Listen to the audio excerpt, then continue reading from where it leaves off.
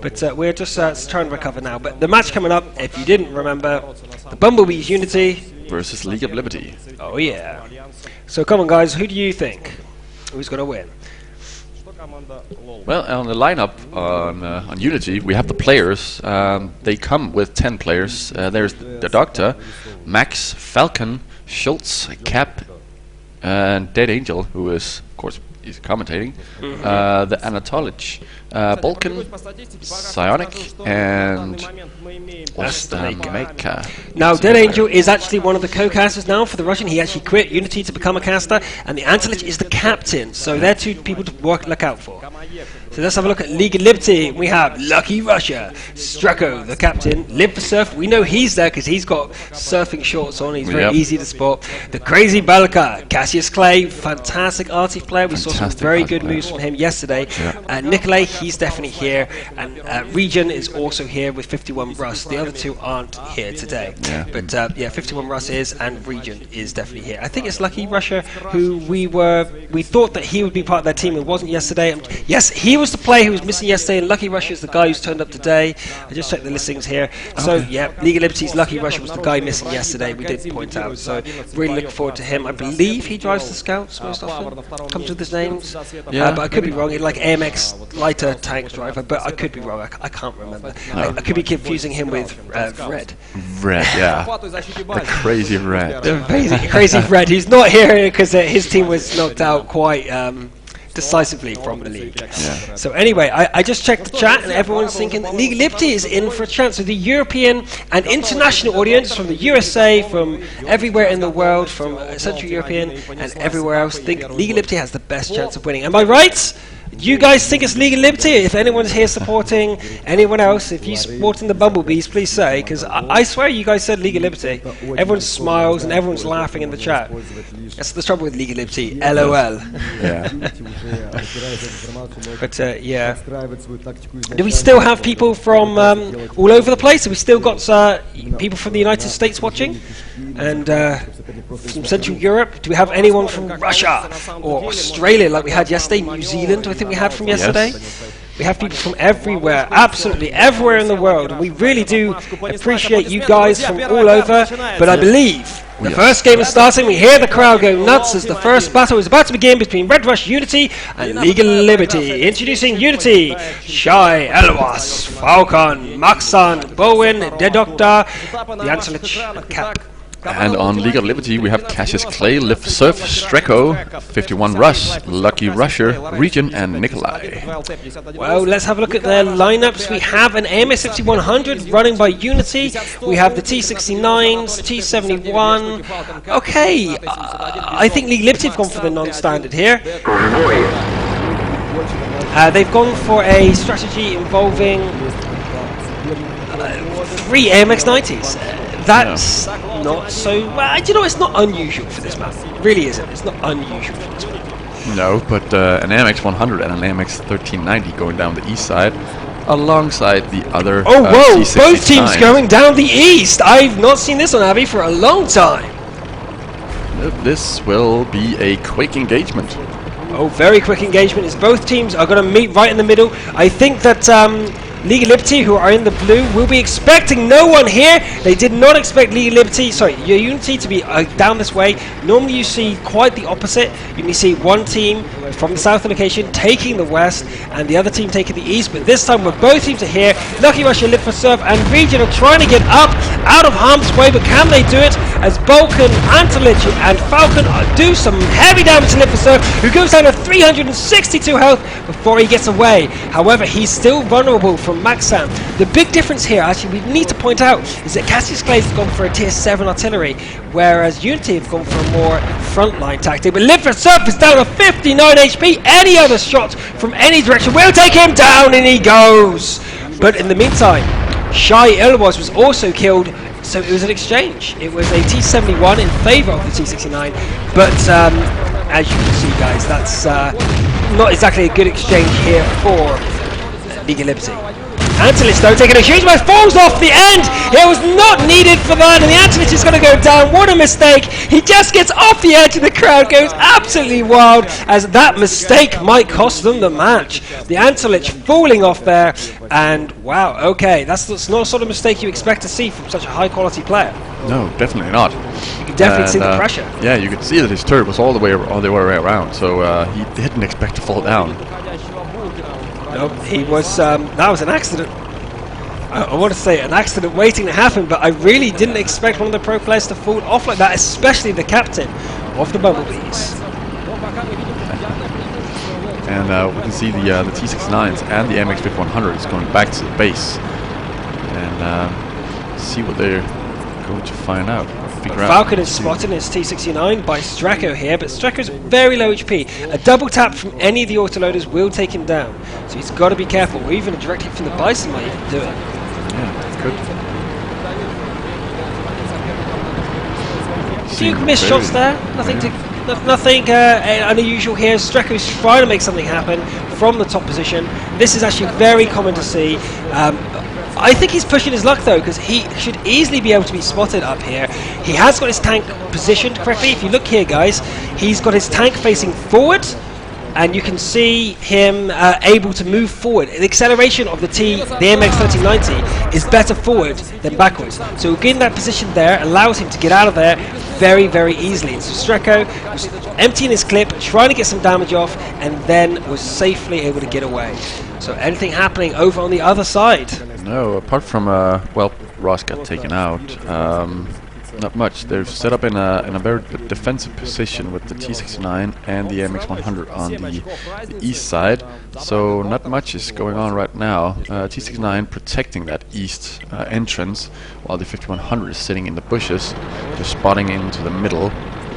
He is going to take a shot at Stracco. Yep, sets him on fire, but that instant fire was close then. Stracco down to 113 HP. He was lucky the fire didn't burn right through them. Do you think he had a fire kit? Was it that quick? I think it was gold, maybe. It was instant, so... It was instant removal, so that was why you could take a fire kit. Many of the pro players decided instead to take 2 repair kits or 2 medipacks instead of the fire extinguishers, but Stracco showing how much it can be worth it. Yep. Action is all over the map here though, so it's really hard to cover for you guys what's going on, but Lucky Russia gets himself stuck here on the side, so we see 2 mistakes as Lucky Russia falls off and gets stuck. Oh my. But no, he gets away. That was unfortunate for him, and we did catch it on camera. You can't hide from that. However, considering the Antelich fell off and died, I think that's not so bad. We have an engagement over here. Cap versus Region.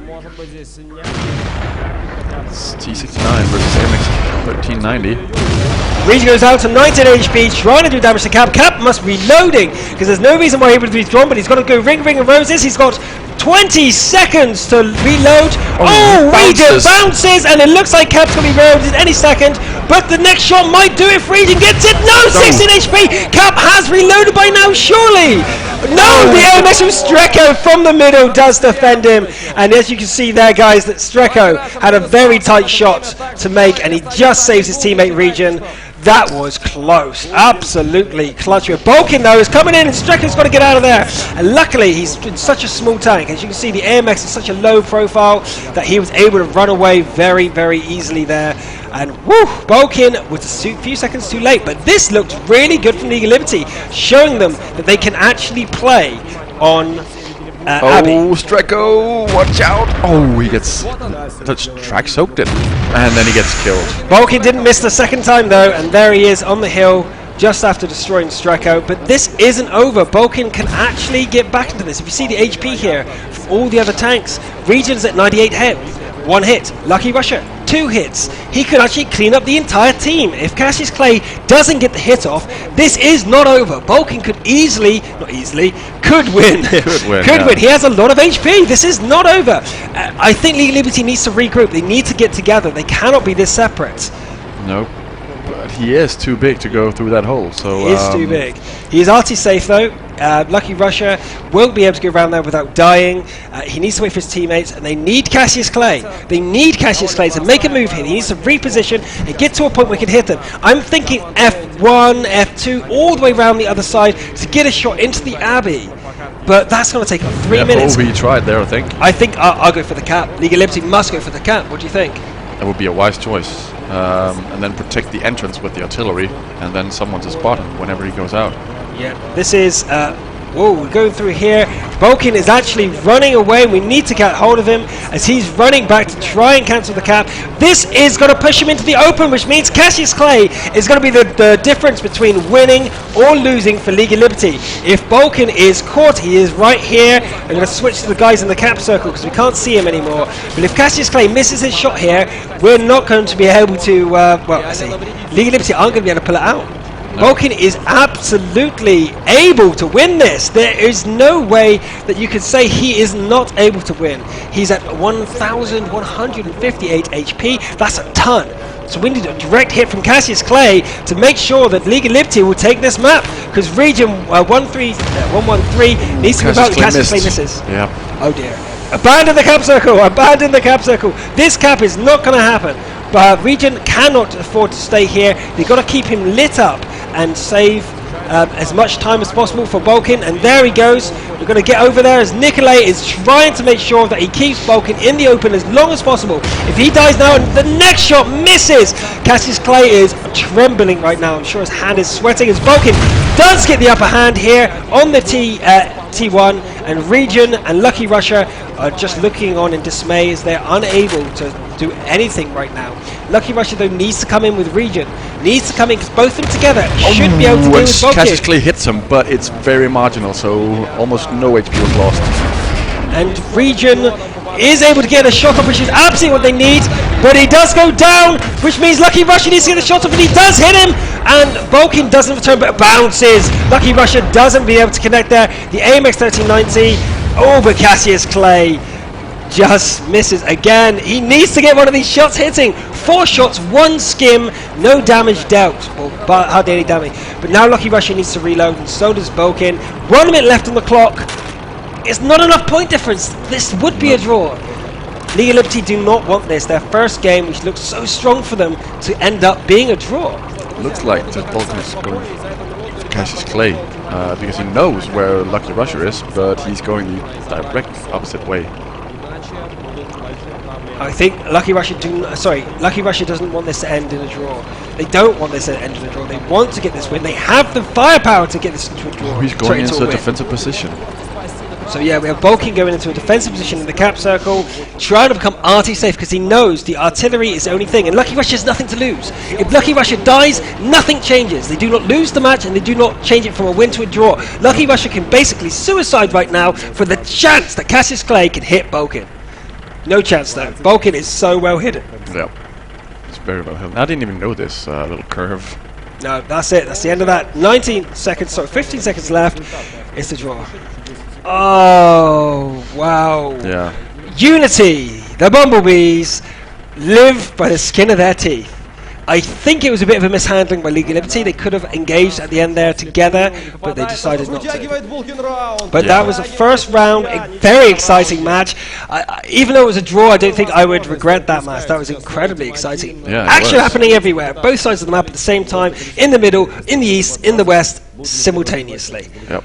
Spread very thin. People getting stuck and Streko is sweating, absolutely sweating. That was crazy. Cassius Clay missing 4 shots. And let's see how much damage he actually did if we got the stats up soon. 670. Not enough. Not enough on 13 shells. Yeah, not enough. Cassius needs to hit better than that. He was doing much better yesterday on steps. He can do better. We've seen him do better. Will he do better? That's the question. Yeah. Let's hope. Let's hope. This next match. Let's hope and pray. The stats are up. We can see that Lucky Russia did a ton of damage, so did Region, so did Streko. The disappointment here was Lifiserv. He did nothing. He didn't fire a single shot off. What happened there? I have no idea. I didn't even catch. At the start, he was going up the top with everyone else on the far west. He just got pummeled. He just got pummeled moving up, and I guess that's the disadvantage of the T69. It's slow. Yeah, the exchange was very, very bad between them. Wow. Okay, now the 50-50 sort of prediction from the crowd is even more true, is ringing really true. I can't see there being any other choice than to say, it's anybody's game. It is. It Now, is. I'm not sure. This is the thing, though. Will we see lineup changes? We're not seeing many lineup changes throughout this entire competition. Most people are going for most teams. Sorry, are going for the same lineups every time and not changing up. Abbey's one of these maps. There is so much you can do with it. I do kind of expect some changes. Well, I'm actually not expecting any change because, well, the teams had almost the exact same plans.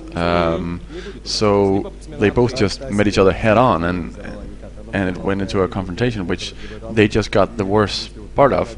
So I don't think there's going to be much change at all. The only thing that maybe I would want to see changed is taking a smaller artillery for League of Liberty. But Yeah. it is a roll of the dice. They did win the confrontation. So it was just a roll of the dice, and I think the bigger the artillery, sometimes the bigger the chance, because of how artillery are unreliable sometimes. If they don't get the right positions or the enemy in the wrong places, you have to remove, or you get any threat, it's less reliable than a tier 8 tank or tier 7. I mean, that's a T71, and if they take the T1, T2 light, and make it into a T1, that's another AMX-90 or another T69. Yes. So it's pretty important. It's just like the Object 261 we saw earlier.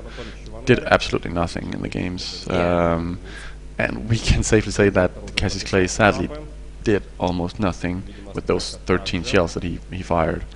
He was close, though. He was in the right place, and he was aiming at the right area, but he just couldn't land those shots. Now, it's one of those moments where you see, you just wish for a little bit of luck. He must have been there, like, trembling, and it must have thrown his aim off ever so slightly. Yeah, we see him looking a little bit nervous there. Unity sitting there, up, yeah. yes, sitting up straight. What we need to see, though, is the teams to mellow out. But I don't think we're going to see that. Both Unity and League of Liberty are nerves on end. And I've got to stress this, guys. Live, offline events are totally different. Absolutely, totally and utterly different. If you go to an offline event yourself, like in Europe, if you live in Central Europe, go to DreamHack in Sweden, it's totally different feeling and sensation than being online. Online, you're just like you in your bedroom, doing your thing. Yep. But when you're live, your teammates next to you and you're feeling their passion, you're feeling nervous, the cameras are on you, there's commentators there, there's girls, and you're getting cheered every time you get a kill and booed if you die. It's one of these situations that really can make you play worse. I mean, come on, the Antelich fell off the cliff. Yeah. That's just something you would not see on an online event. Just you wouldn't see that. Not only that, Lucky Russia got stuck. Yep. Two big mistakes from these expert teams they just wouldn't see in an online event that you're now seeing in the offline events. So, wow. Anyway, the next game should be starting any moment now between these two teams. And remember, guys, that we play 3 maps or up to 3 maps. First to 2 map wins, and in each map is first to 2 wins. And we are playing by the 8-point difference rule, which means if you draw and there's more than 8 tier points difference between the remaining tanks, you will still gain the win. Yep. So even if there's a T1 left versus a tier 8, hide in the T1. So game number 2 on map number 1 of set number 2 of today out of 4. Red Rush Unity versus League of Liberty. Introducing the teams. League of Liberty, Cassius Clay, Live for Surf, Streko, 51 Rust, Lucky Russia, Region, and Nikolai. and on Unity we have Falcon, Max, Balkan, the Doctor, the Anatolic, Cap, and Schultz. And no changes to the lineup, so we're going to go straight into the battle here. And hold on a second, I think this is a exit from battle. Okay, the battle's getting cancelled. Disconnection from one of the players, probably. Maybe. Yeah, maybe. So we're going to quickly restart it. It's going to be a very quick restart. Everyone's just going to have to ready up, and it happens. It happens. Technical issues. Yep. So yeah.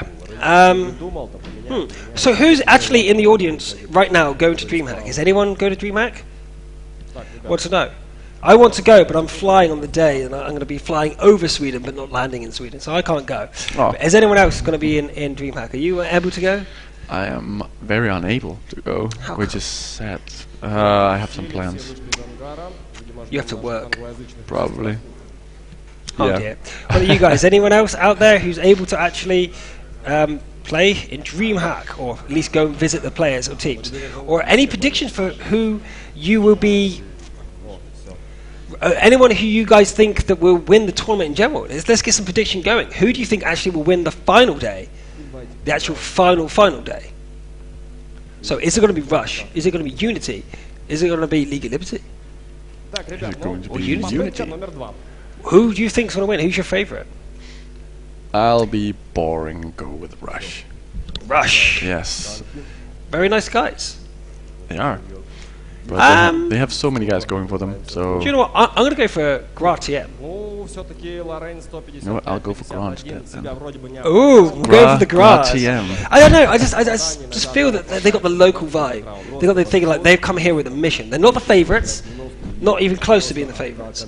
No. But they're the Ukrainian team. The only team here that's pure Ukrainian, I believe. So they're the home team, and I've got this vibe for them that they're really up for it. They're going to go all out. And we've seen Rush have a weak game already, and we haven't seen the other teams so much. So it looks like everything's in the air, and we're going to find out soon. Very soon. Who's going to win between those two teams? But that doesn't mean it's over. Nope. Because whoever loses from that could come back into the finals and finish this off. So we're just waiting for that game to come back in. And here we go. Straight back into the next game. Yep. Same lineups, everything again. League Liberty versus Unity. The Bumblebees versus the Smiley Face. The Smileys. Smileys. Should we call them the Smileys? Bumblebees versus the Smileys. No. You may if you want to. But Gra is a very impressive force. And if it's not going to be between if it's not going to be between Rush, Gra TM, and Gra, I really don't know who the fourth contender will be. If it's going to be League of Liberty or Unity or New Star. Really don't. Okay, so here we go into the second game for this map, and it's actually still 0-0.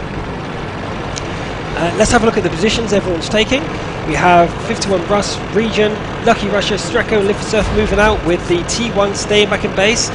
This is actually reasonably standard, having the artillery in the bottom right, the light tanks moving to the east. However, what do we see? We are seeing an east strategy again from both teams. Yep. Very surprising, actually. Will they just think, we just did this, so they probably won't do it again? Or are we just seeing... I don't know what we're seeing. It's well, we're seeing Schultz in the middle, just trying to gain that defensive advantage in there. He will know whenever someone goes into the middle, if someone is going to the middle, but they aren't.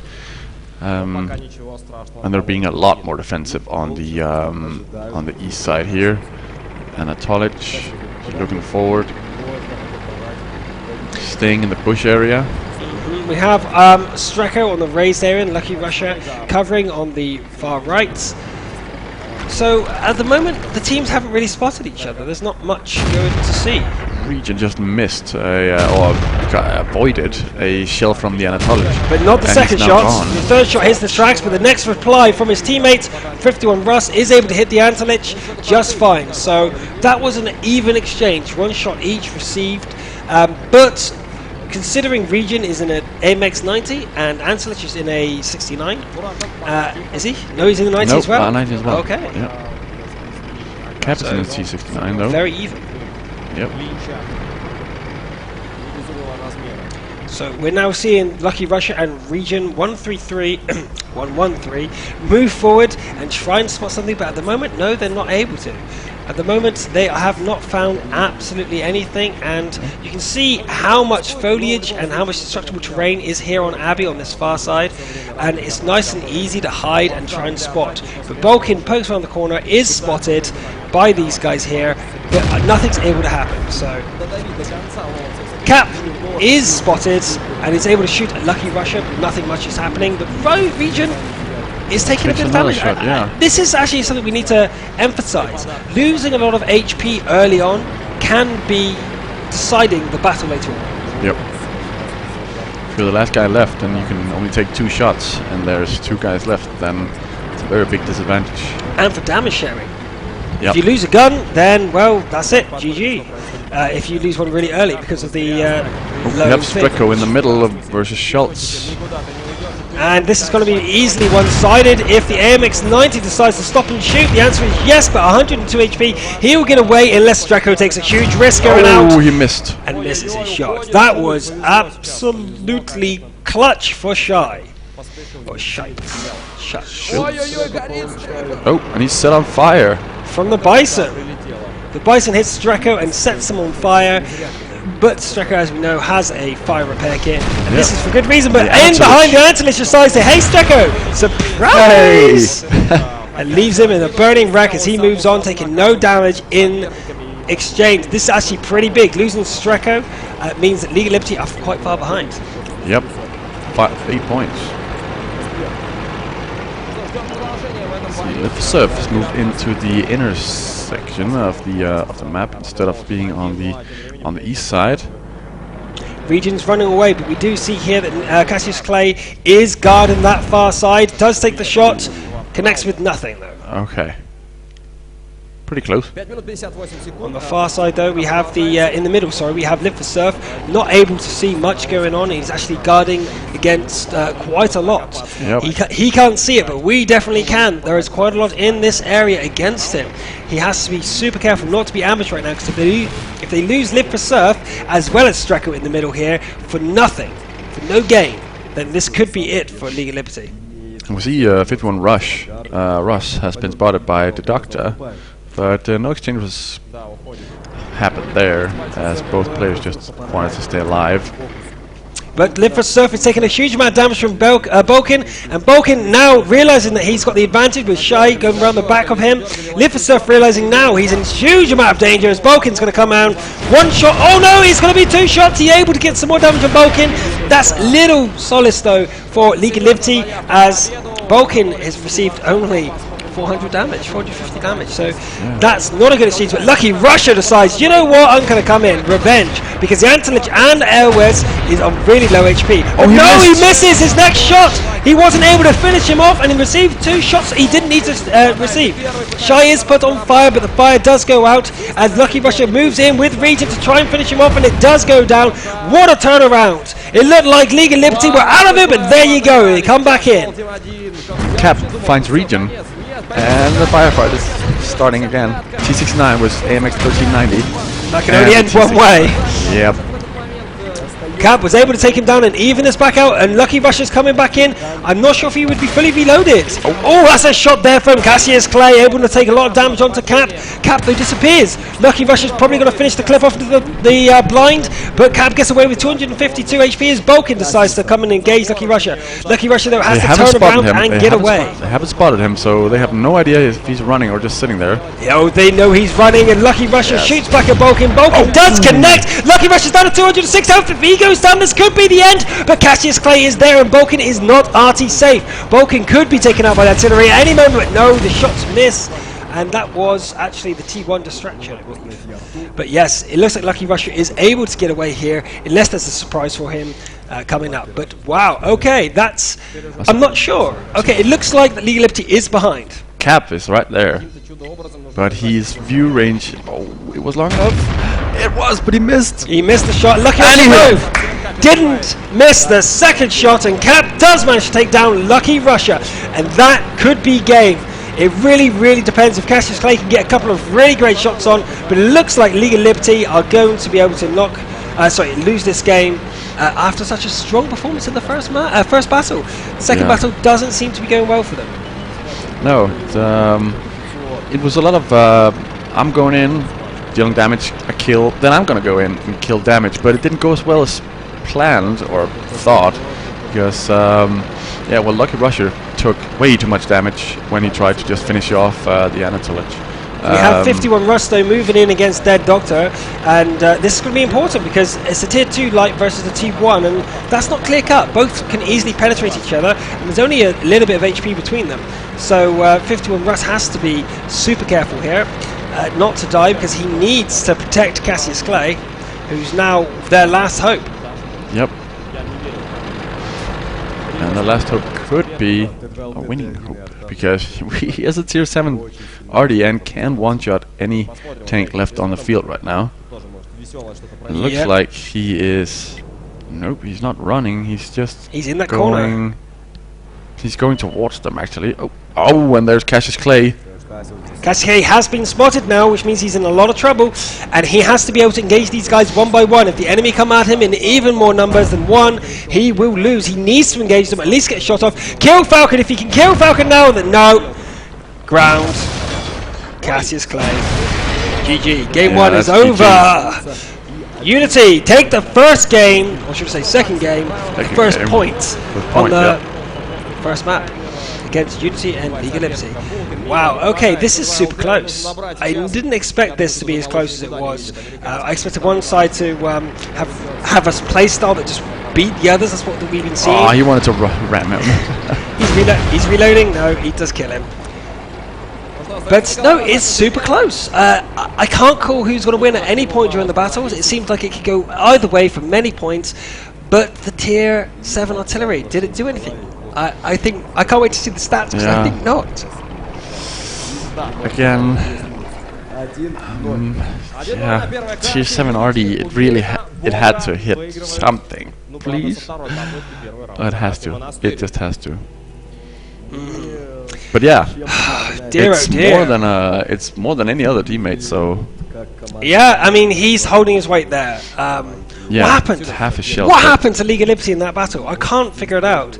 The engagements were picked poorly. I think Lucky Rusher going in, hiding instead of just going in there shooting. Yeah, I think what we've got here is a case of Unity took control. They took control. They dictated the pace of battle, and then they just won every engagement slightly. But slightly winning every engagement eventually turns into dominoes, and you win. Yeah. Precisely. Here's the stats though. We do have Cassius Clay ranking at the top with the most amount of damage dealt. So yeah, okay. Cassius Clay did his thing. He was the most worthwhile member of the team. So I don't expect to see any lineup changes for League of Liberty. They're just going to have to play better. Yeah, a little bit more, cautious. Lucky Rusher again as the example. I don't want to pick him out every single time, but he did miss a very important shot. He did, and he took two more shells than necessary. Yeah, and that actually could have been the difference between win or success. Many points during that, and I think they were spread out a lot. Streko being in the middle on his own got taken out easily without doing much damage, and then we had who was it else from that team came in? Live for Surf came in just after him.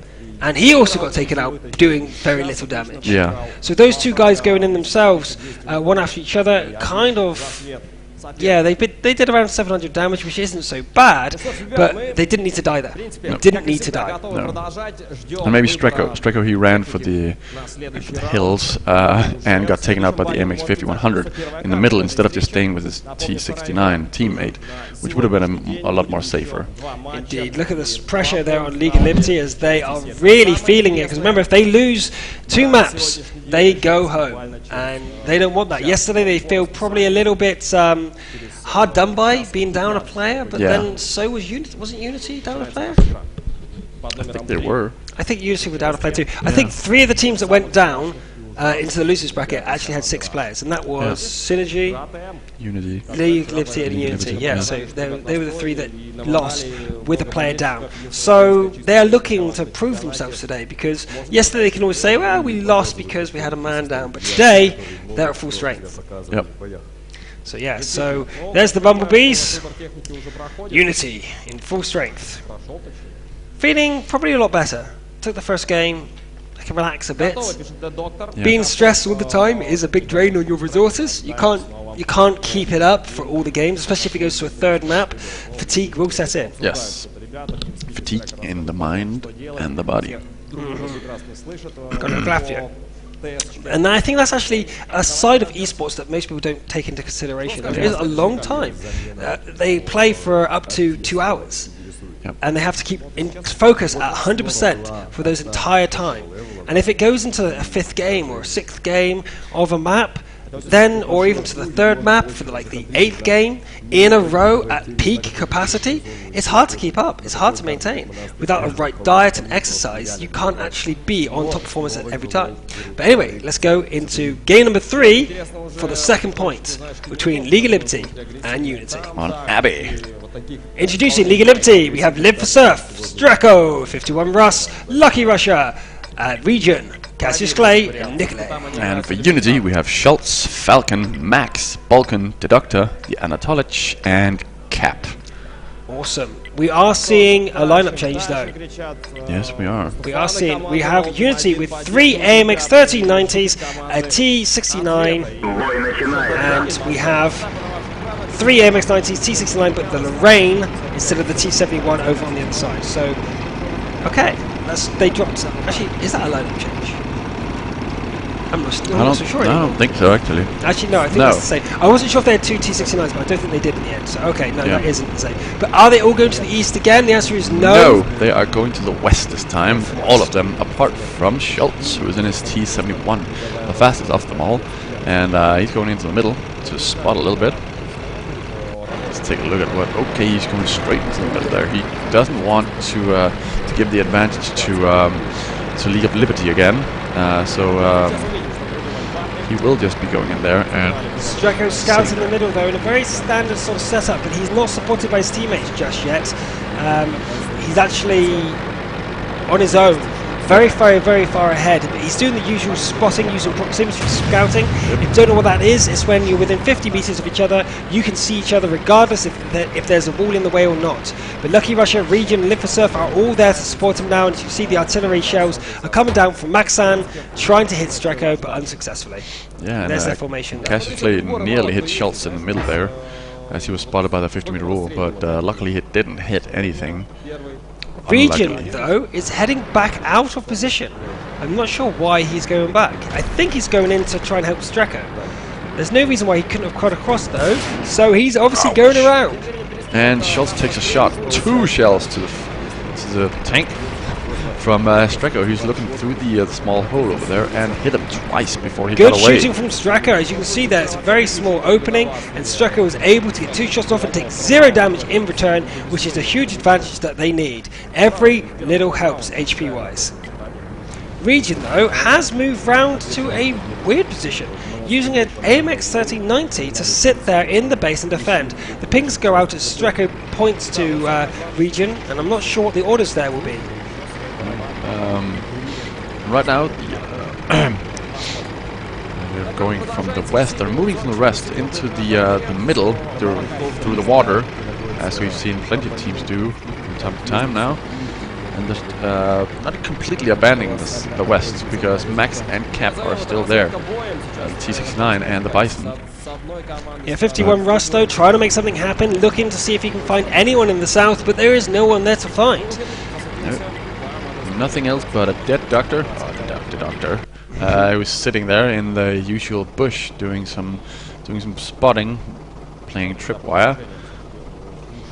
Yeah, now this is actually a very standard setup now, I would say, from Unity. Taking the far west and moving off into the monastery in the middle, I think that is actually a very standard play. Yeah, it really is. Because we see so many people do it. Once they realize that the west, there's no one on the west, and the middle is also clear, then they move closer and closer to the middle, or to the east.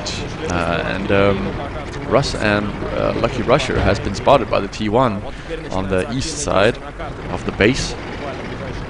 And they know he obviously knows he's been spotted, and being spotted obviously reveals with a light bulb. If you didn't know, guys, that Cassius Clay!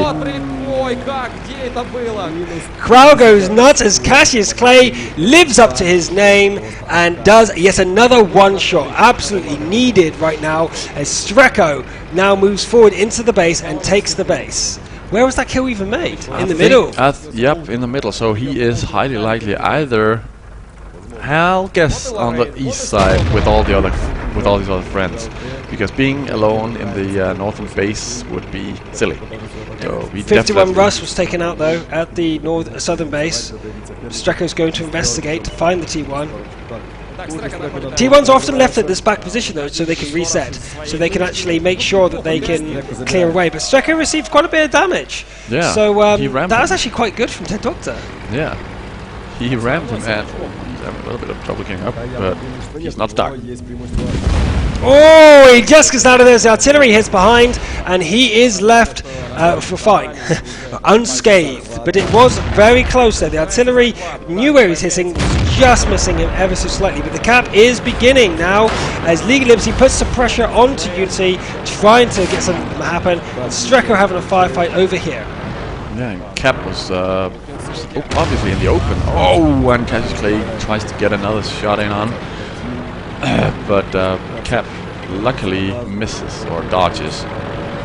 And right now, well, no one can see each other, so Cap can get away without taking any damage. Oh, something is spotted in the base. Streko.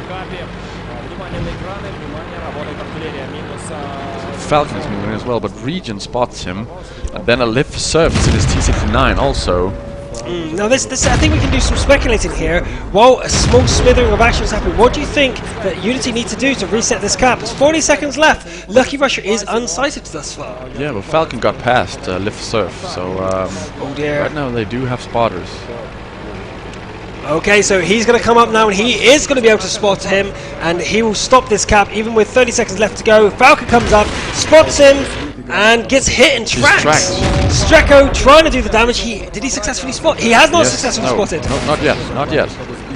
Streko then runs away instead of finishing him off. With 15 seconds left, it might have been worth it for Streko to have stayed there to fight because there's 12 seconds left, and he left it for Lucky Rusher to get reset and absolutely mullered. Lucky Rusher is going to go down though. He's at 19 HP. And why did he leave him? I have no idea. Just 10 seconds more, and that's all he needed. Oh my word, that could have been League of Liberty throwing a possible win away, but Lucky Rusher survives, uses his repair kit and gets away. Damn, that was close. It looked like League of Liberty could have won it right there. Yeah, they could have won if Streko had stayed and just put some support fire, or just even if he hadn't had him in shells, the threat of him just being there would have been enough to keep him away from it. Maybe. Maybe. We never know. We'll never know now. It might be the wise choice because he did get out of there. Lucky Rusher did survive, and they didn't lose anybody in the end, although he took a lot of HP damage. Full HP, went up against Balkan and Schultz at the same time. But he's got to do it. He's got 2 shells left. One needs to connect to Shy, maybe 2. No, he's out of shells. He is actually out of shells, receiving a ton of damage from the T-71, and he's not needing to get out of there. Although he only has a 20-second reload time, his ammo rack is not damaged. He's probably going to turn around now and take out Shy. Shy's getting surrounded though as Streko moves in as well for the kill. Yeah, Schultz was in the open and Liftsurf gets him. That's it. Or was that Streko? Streko gets him. Streko comes in behind. Streko, yeah. Streko gets him behind and takes him down. So that is really good there. Crowd goes wild as yet another tank goes down and League of Liberty pushes even further ahead. Down to 2 now with Cap and Falcon, the only guys left here for Unity. So it could go to 1-all on this map. Yeah, good. First draw, then a win for Unity, then a win for League of Liberty. But as we've seen, Unity do not give up and League of Liberty could still lose this. Sure can, but it is still, it's very close. Cap doesn't have that much HP left. It's 2 shells from Region waits for the very last second and is killed because of it. Region waited in the bush until Cap got very, very close and then decided to shoot, but Cap's faster reload speed saved him. So maybe he should have shot from a distance, so Cap didn't have the accuracy.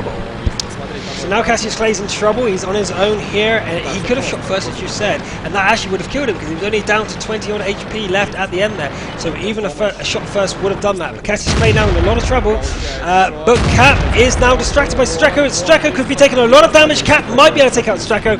This would be absolutely amazing if he could. Cap could bring it back. Where's Falcon? Falcon is all the way up north. Okay, nowhere near to spot him then. So Falcon and Cap, and I don't know why the pro players seem to decide to do this almost every time. They panic and split their last teammates. Yep. I'm not sure what they're looking for here. I know what Cap is looking for. He's looking for artillery, and he found it. Oh, there's Cassius misses. Oh, but Streko has gone down. No, Lucky Rusher. Lucky Rusher with 19 HP comes Oh. round and takes him down and saves his teammates. So this almost guarantees them next battle in this map.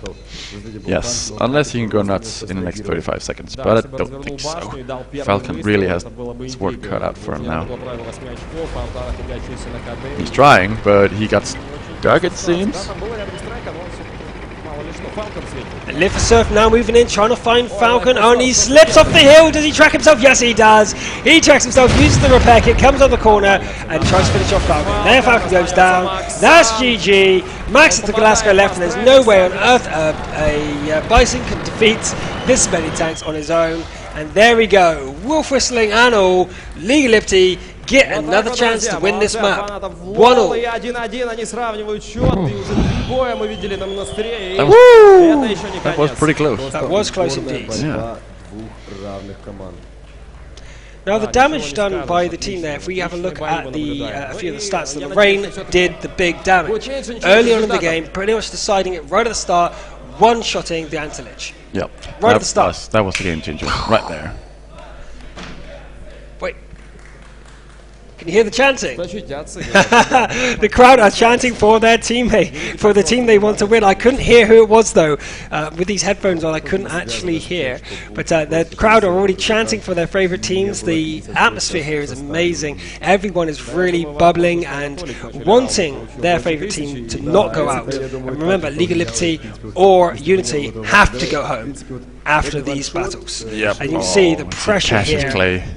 Yeah, pressure's here on Unity there. He is feeling it, absolutely sweating. Yep, and you can understand why. He did hit a very, very, very good shell straight in the face of the Antilich. That was the Antilich you saw on the camera. The Antilich was the one with who was sweating like this.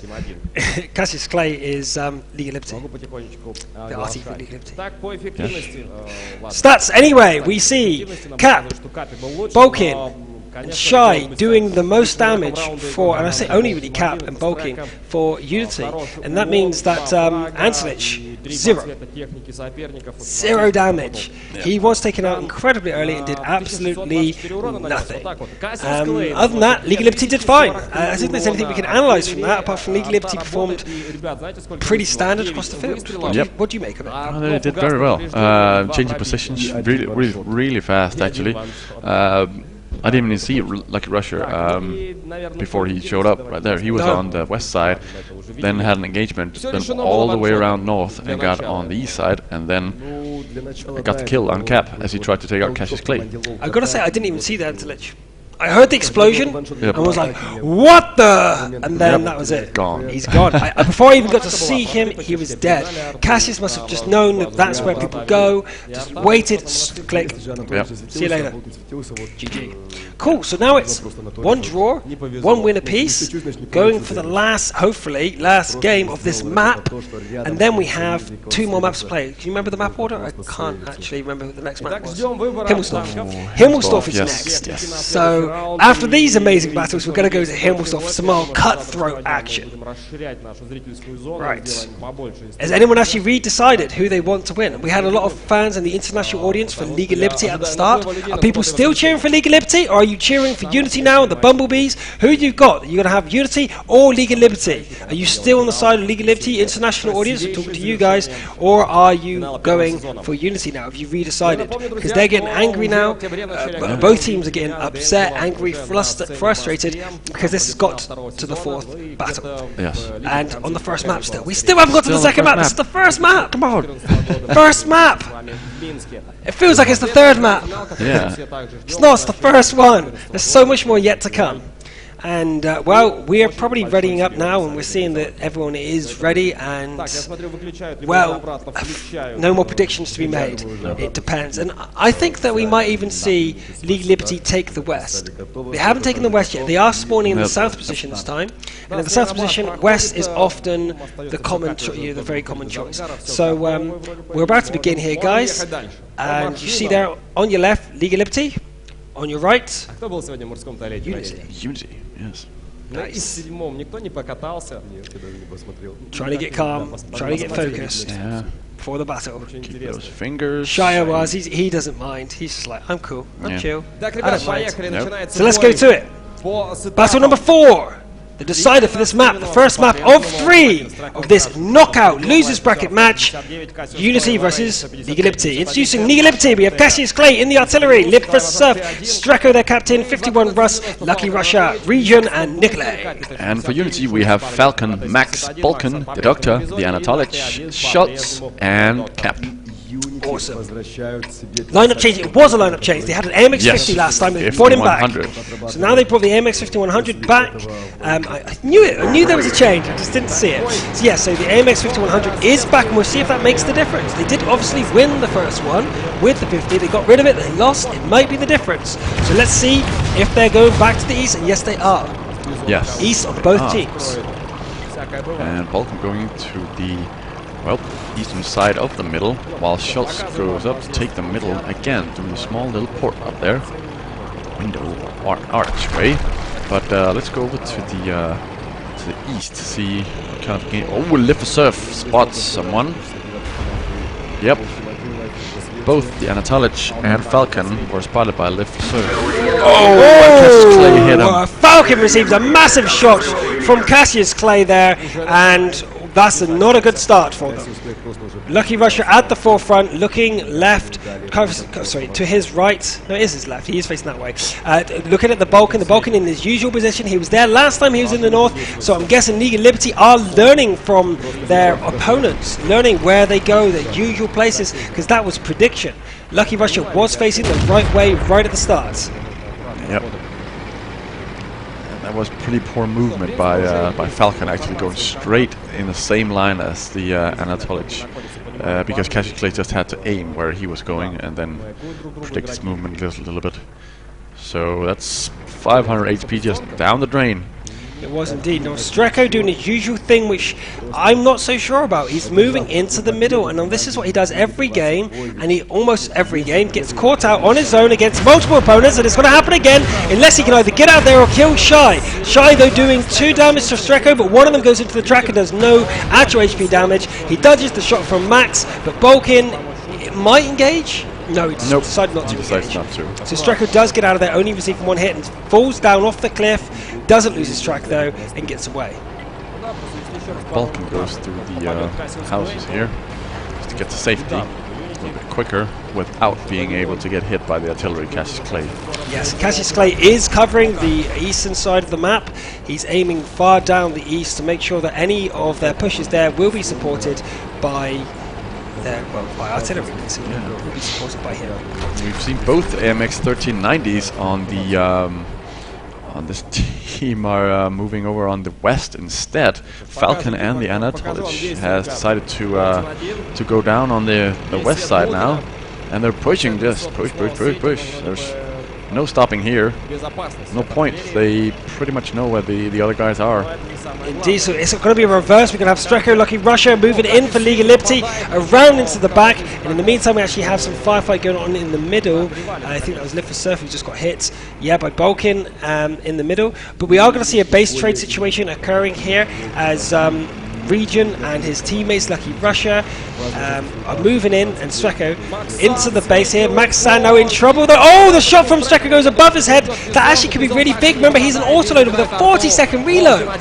Losing 2 or 3 shots against an artillery is ridiculous. That was a rush shot there from Lucky Russia and Streko. They've really been under pressure. These sort of mistakes you do not see on online events. They are deciding to withdraw instead and reload. Good choice. That's a lot of shells used for an artillery. Yeah, but in the meantime we have the Anatolich is in the enemy base right now. Just being very careful not to drop any wires. The T1 and the T2 are sitting in the base somewhere, maybe. Yeah, Nikolai is actually in the defensive position, the southern base position where he can easily come out, reset the cap if necessary, or spot them for Cassius Clay. So that Nikolai is doing a great job there. With his teammates though, Cassius Clay is looking back at his own base. He's been spotted. Nikolai has been spotted. Nikolai has actually been spotted now, so he could be cleared out of his little hole here. However, if anyone tries to clear him out, Cassius Clay will be able to support him. So it would be very dangerous for someone to go for Nikolai right now. It would. And you see Streko being spotted by Balkan in the middle. I would say Streko spotted Balkan, really, because Streko is the one probing around at Balkan. He's just holding the Abbey in the middle.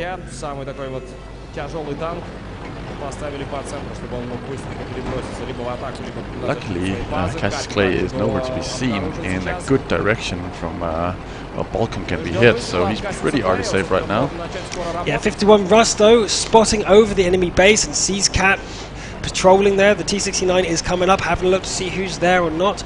Balkan is also guarding from the far side. 51 Rust in a very important location, very far forward, able to cap if needed, or just spot to see the enemy movement. So very, very important.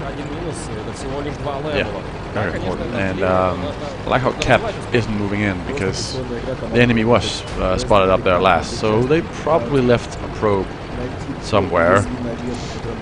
If you move forward and leave, then it's, as we've seen on both teams actually, they both have left a T1 at those spots in the south and in the east.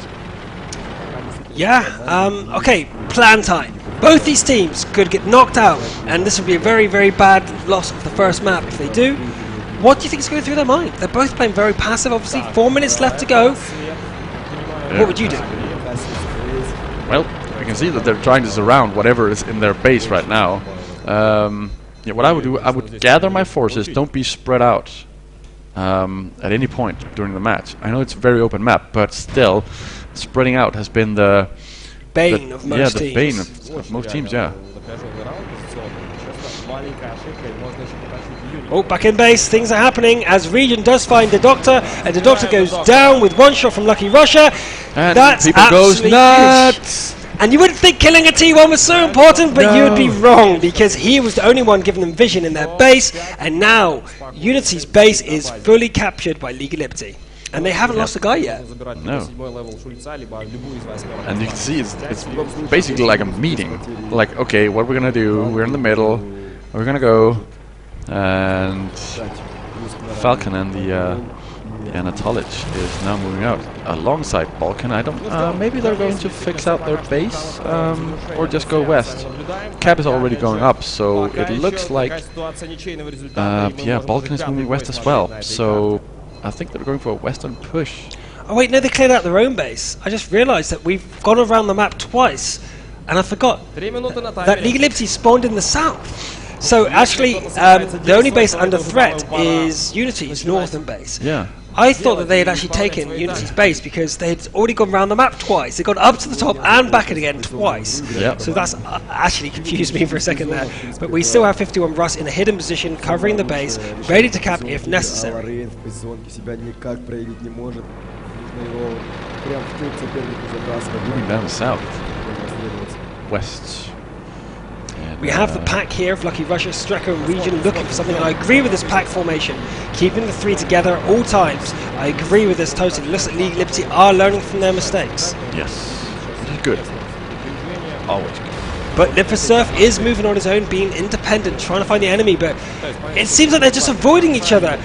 Streko, Lucky Russia and Region just ran away without spotting the entire team from Unity with just 2 minutes left to go.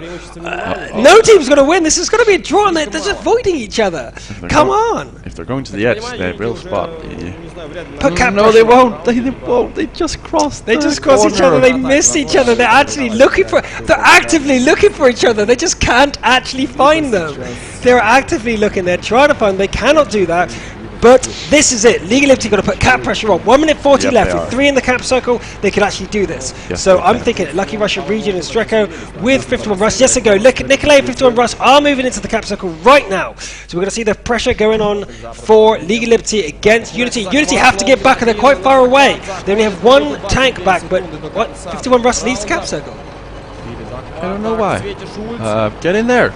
Oh, that's why. He was spotted. His light bulb went off, and he was spotted. He went down, and Streko moves in to try and kill Shy, but they have enough tanks to fill up the cap circle again. They actually have 3 in there now with 24 seconds left to go, and Streko is trying to hold them back. If he can hold them back for 19 more seconds, he is going to win it for them. There is no chance they're going to lose from death, but they could lose from points. So this is actually incredibly tense for them. They need to make sure that they cannot get to the cap circle. 7 seconds left, but Streko's left. Why is Streko left? He should be up the top there, preventing them from resetting the cap. Oh, he gets reset! He gets on a reset. snapshot! On a snapshot, he gets reset. Streko left them to do it. I cannot believe it.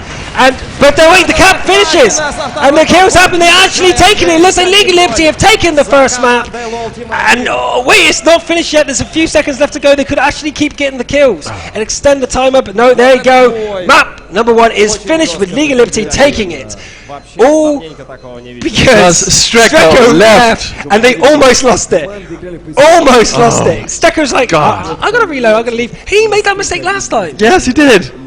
He made that mistake yesterday. Don't give us heart attacks. You didn't need that. They didn't need the reset. That didn't need to happen. That didn't need to happen. You had that. I mean, you got that, but you had that. You had that. You had that. You got that. You got that. But you almost lost that. You didn't need that. Himmelsdorf will be the next map. Yep. Holy moly. Holy moly. Oh, God. Woo. Oh, jeez Louise. What? I don't know what he's thinking. What? He had plenty of HP to just sit up there and let the AMX 5100 use a few shells on him. Yeah. But I guess... Or even get them nervous if the snapshot wouldn't have worked. Because if that snapshot worked and they were able to get a few more shots off, they could have ruined the cap, and then the battle would not have finished by the end of the timer. The timer only had 40 seconds left. Yeah. It wouldn't have finished. No. They could have lost from amount of tier points lost. That was incredibly close. Let's have a look at the stats from the battle. It was light skirmish all the way around. It was all about positioning. Basically, there was no stats to look at. No one did any damage. It was just light damage all around. It was all about the cap. It was all about positioning. League of Liberty read it correctly, read the end of the game absolutely superbly, and was able to run off into the cap circle and secure the cap. 1 minute 30 left to go when they started that cap. As we can see on the defense points, he actually hit the one with the least points. So very fortunate for League very of Liberty. fortunate for them. Because that was a random chance. You didn't know who was in there first. No. So it was an utterly random chance. Yeah. So map score is 1-0 to League of Liberty. Yep, League of Liberty secure the first map, which means Unity are 1 map away from going home, and they do not want that to happen. Oh, they don't want to be the first red. Yes, they would be the first red team to go completely out.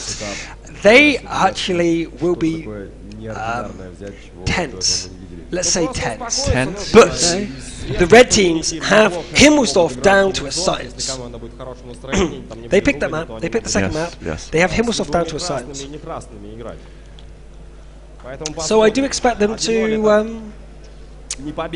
perform a lot better on Himmelsdorf than they did. Yeah, than the last two teams we saw, which was mostly scattered. The cookie-cutter tactic was there, but people left each other. People, offloaders not doing all their shield damage or drum damage. So we're expecting to see some great stuff now. I'm this tense. I can't imagine what the players feel like. You can see it. It's like, can't believe that worked in the last 3 minutes. Unity. Yeah. Not feeling so good. No. Dropping the first map. They now have no safety net. Although look at Ansel. She's like, mobile phone. It's all good. Maybe he's calling for his mum for advice. You went there. Did I went there? You went there. I think he went there. But it's one of these situations where they're obviously shaken now. I don't think they expected to lose the map, and now they've really. The pressure was bad beforehand. Now it's amazingly high. You've got to think that they just can't relax now. They can't relax at all. Even if they go one ahead, they can't relax. They have to take this map. And now, when you're tense, you make mistakes. You click too early. You rush your shots. That's what happens. So I don't know. Woo! Hello to the international audience. How are you doing? How was that map? Was that map the best map ever? And what about the 4 matches we just saw on Abbey? Did you guys like that? Unity versus League of Liberty. That was amazing. Every single battle was tense and extreme. Even the last one, which was just all about repositioning, it was kind of like a chess game. No engagements were occurring. It was just poking. Oh, by the way, we're taking your base. We're in your base, capping your dudes. I went there. Nailed it. How are you? I want to hear where you're from. Do we still have a widespread audience? Are we getting more condensed? Are we seeing more Central Europeans? Or are we seeing more Americans wake up? Scream your country. Do your country proud. Where are you from, guys? I'll read out a couple of people who who shouts out their country. So, by all means, guys, let us know where you're from, and I will say your name on stream. Yes, you. Yes, you sat there in the T-shirt, the blue T-shirt. Yeah, the blue with the thing on the shoulder. Yeah. Sweden, we have. Is it Misra? I can't say that one. Sorry, your name is too hard. So we have emergency. Tom, GG Butt. Wait, what? GB Butt. GB Butt. Yep. GB Butt. Nice. Vab from Poland. Nice. We have people from all Mars. Foolery. Your name. Foolery from Mars. I get you. I see what you did there. We have Sir Heck from Australia. Aussie, Aussie, Aussie. Oink, oink, oink. Oink, oink. We have Belgium for Massoum. Spaz from the USA. And ZHR. Do you know, how do some people come up with their nicknames? Do they literally just go, done. That's my nickname. I mean, it might stand for something. Slam their hand on the Slam your hand. Okay, so numbers. We have Yip from California. Hello. We have RB the Gamer from Switzerland. Vietnam, we have John. And we have Absolute Royal from the USA. And if I remember rightly, that's a pro player from the USA. We look forward to seeing him in action in the North American League. So welcome for everybody from all over the world. I'm glad you came to see the Russian finals in English. I'm Dorjan. And I'm Highflyer15. And we are on the second day of this knockout tournament. We'll be doing this until Sunday. And the Sunday will be only 2 games, and that will be the finals. It'll be the finals of the losers brackets, moving up to the finals. The season's finals, not the finals. Because the way this works, and it's a little bit confusing, so stay with me. We have 3 seasons per region. And we have 5 regions. So the 5 regions, North America, that's just started their first season. We have European, that are at the end of theirs, and will be on DreamHack next weekend. We have Russian, which you're seeing now, the end of their first season. We have Asia, and they have already actually concluded their first season. And Korea, who are in the middle of their first season. After you do 3 seasons, you earn 400 points becoming first, 200 points becoming second, or 100 points being third at every offline event of each season. At the end, whoever's got the most points from each region, the top 2 teams from the offline events, points total, go to the grand finals, where $2.5 million are on the line for the top 2 teams from every region. How about that? Biggest esport event thus far in the world. Gotta love it. For World of Tanks, the best esport. I might be biased though, but I'm glad to have you guys with us, supporting from the start. Yes, I'm biased as well. I think it's the most awesome esports event as well. Yeah, well actually World of Tanks is one of these games I've been playing since the beta, and I don't know if you guys were involved when it was a game without gravity, without the physics engine. Physics, yeah. And it was, I couldn't imagine it with physics. I couldn't imagine it being more fun than it was. I was against it. I was against it, I'm gonna get tracked on small hills. And I thought that people would get whatever with it, or noobs wouldn't understand it and fall off the cliffs all the time, but it really made the game more interesting. But we are heading into the first match on Himmelsdorf. And we're starting out with Unity, which has Schultz, Falcon, Max, Balkan, the Doctor, the Anatolich, and Cap. Liga Liberty, who are already one up with Cassius Clay, their artillery, who's not playing artillery this time because he's on Himmelsdorf, Live for Surf, and the rest of their team, Lucky Russia, Sweko, Nikolay, and 51 Russ. Not to forget Region. Anyway, we are seeing completely standard lineup there from Unity, but slightly different here from Liga Liberty. They have taken 2 T69s. Yeah. Now, I expect the T69s to go to the hill. If they're running a double T69 strategy, I expect one of them at least to go to the hill. And it looks like they are running the T69 plus the 2 AMX 5100s onto the hill. That's a very aggressive tactic. Yeah, it is. But for this direction, we are running with AMX 100. Oh, they're turning around. So, how about not? T69 and T1 is going up the hill, while Balkan and Cap just turn around to go in a bit more of the defensive position. So only 2 guys going to the hill up here. Falcon and Lucky Rusher are aiming at each other, and we have chanting in the audience trying to encourage their favorite team to win, because remember guys, if Unity lose this map, they are out of it. League of Liberty go through to the next round, who will be facing who beat Synergy? Mind. I keep forgetting Mind's name. Oh, how terrible of me. In the next round tomorrow, if they do go through and win this map. But we see both the IS3s there on the corners, Shy and Falcon for Unity, and Cassius Clay and his T1 keeping Shy lit up so they know he's there. But on the hill, the Antelich is alone with the T1 playing very standard. Very, very standard. This is what I expected. This is exactly what I expected from Unity. Standard play. Got a T69 and T1 to the hill. The AMX 100 in reserve with the IS3s in the front line. Perfectly cookie cutter. Yep. It's exactly what we expect the standard to be on Himmelsdorf. It is. And Liftserv already took some damage from the Anatolich, and he is now not peeking over anymore. At least not what Max is seeing. And the Anatolich. Liftserv and the AMX 100s are trying to get aim onto Falcon. And if they get these shots off, Falcon will be in a ton of trouble. From this high angle, Falcon has nowhere to hide, and he could take a lot of that. Oh, but he instead gets the shot on the 51. Russ, a huge amount of damage, 430 to Russ from a shot from the IS3 from the ground. That means they also were revealed, and the Antelich now knows they're coming. 51 Russ gets hit again and again. He hasn't been able to fire yet. 51 Russ is down to 500 HP. That is 2 shots from any tank on the field here. That is disastrous start for them. Yeah, and Balkan and Cap are in super defensive mode right here, so if they just as much as peek, they're gonna get a face full of shells. So that's... and they know not... really careful. League Liberty know not what awaits them if they do go around that corner. Yeah.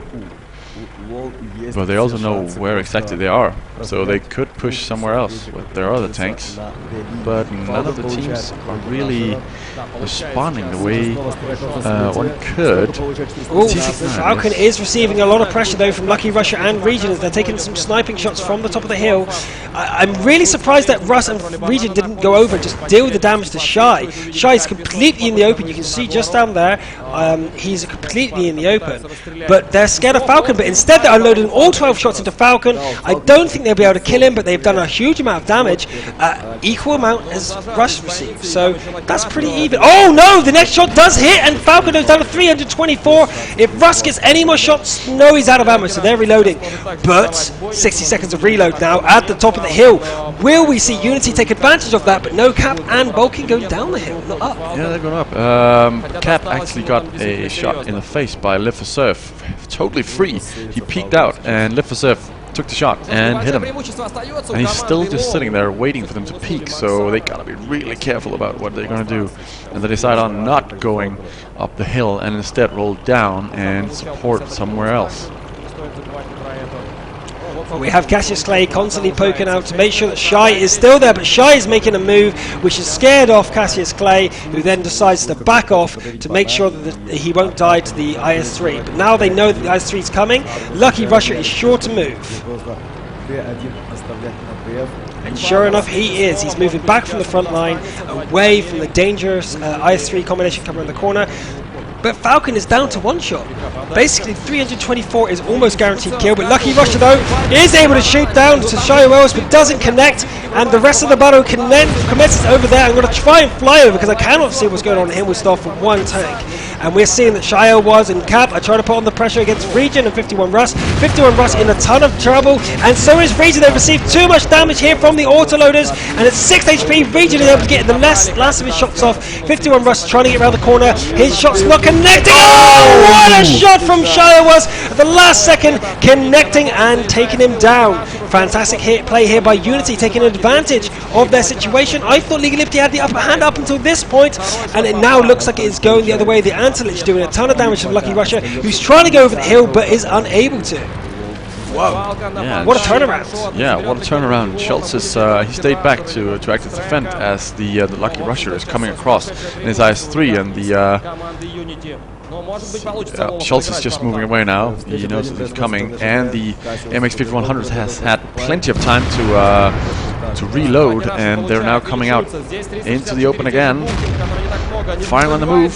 Lucky Russia comes into move. He could kill Shaiwaz in one hit, but he has to kill him. If he goes out there, Bolkin... Oh no, he doesn't! He rolls too low, and Shai is still alive with 59 HP. Bolkin could take advantage of the situation, come in and finish with Lucky Russia, but he decides not to. And Liversurf is back behind Lucky Russia. So this is a very defensive position for both of the teams. Yeah. Oh, he was able to take out Shaiwaz, and Volky goes in, does some damage to Liversurf, but Lucky Russia and Liversurf have the HP, but even behind them is another tank. And we can't quite see it here, but yes, the Antelich is there at max HP, so neither team has the HP advantage, but there goes Bolkin, and it looks like League of Liberty are actually still in with the oh no, wait. Cap and comes around the back, finishes off his support, and there is the end of League of Liberty. I was like, oh, look at it looks like, oh wait. No, I'm wrong. Cap in the back. Wow. Great play there. That defensive alley there, that was behind one rack. Oh, keep a straight line, keep a straight line. Oh. That was really League of exciting. Liberty, they were so spread out before that first engagement. They had done well with the damage, they had done equal amount of damage to the opponents, and all that sort of stuff. They did everything right up until that point. Everything right up until that point, but the clapper didn't work. The clapper didn't work. They did everything right up until that point, but it didn't seem to matter because as soon as they went to engage, they went instead and spread out. Yeah. And it's actually a theme we see with League of Liberty a lot. If they're going to lose, it'll be because they spread out too thin. And then they go out and get engaged one by one, and each group gets taken out. Exactly. That's what we saw. Let's have a look at the stats. No capture points, okay. Antelich doing a ton of damage, 2,251. Fantastic T69 driver. I said that before the tournament began. I expected big things from him on the T69, and there we have it. We see that the Doctor managed to kill the other T1 on the other team. Which one was it he killed? He killed Nikolai? Yes, no. Cassius Clay, yeah, he killed Cassius Clay. But then Bolkin actually got all 6 shots off, so no one let them down. And I gotta say, I don't think anyone let down League of Liberty. It was outpositioned. So there's nothing really we can see from the stats, because League of Liberty were just spread thin. They were spread thin, so when the engagement occurred, they had less guns on the field, they couldn't focus fire as well, and although it was reasonably close, Unity controlled the battle. Controlled it. Yep. Again, when Unity win, it's because they take control. When League of Liberty win, it's because they are just superior players. And it kind of feels like the individual skill in League of Liberty is slightly higher than Unity. Like individually, but the teamwork working for Unity. Yes. From observations. Yeah, they are part of the Red family, so Himmelsdorf, they have that down to a science. Even when people are out of position, and they know how to take advantage of that. Yeah, they seem to react better. They seem to, anything crazy or new that occurs, they seem to be able to react much faster than League of Liberty. They seem to be much quicker at reforming or sticking together. They just deal with emergency situations, unusual situations, a lot better.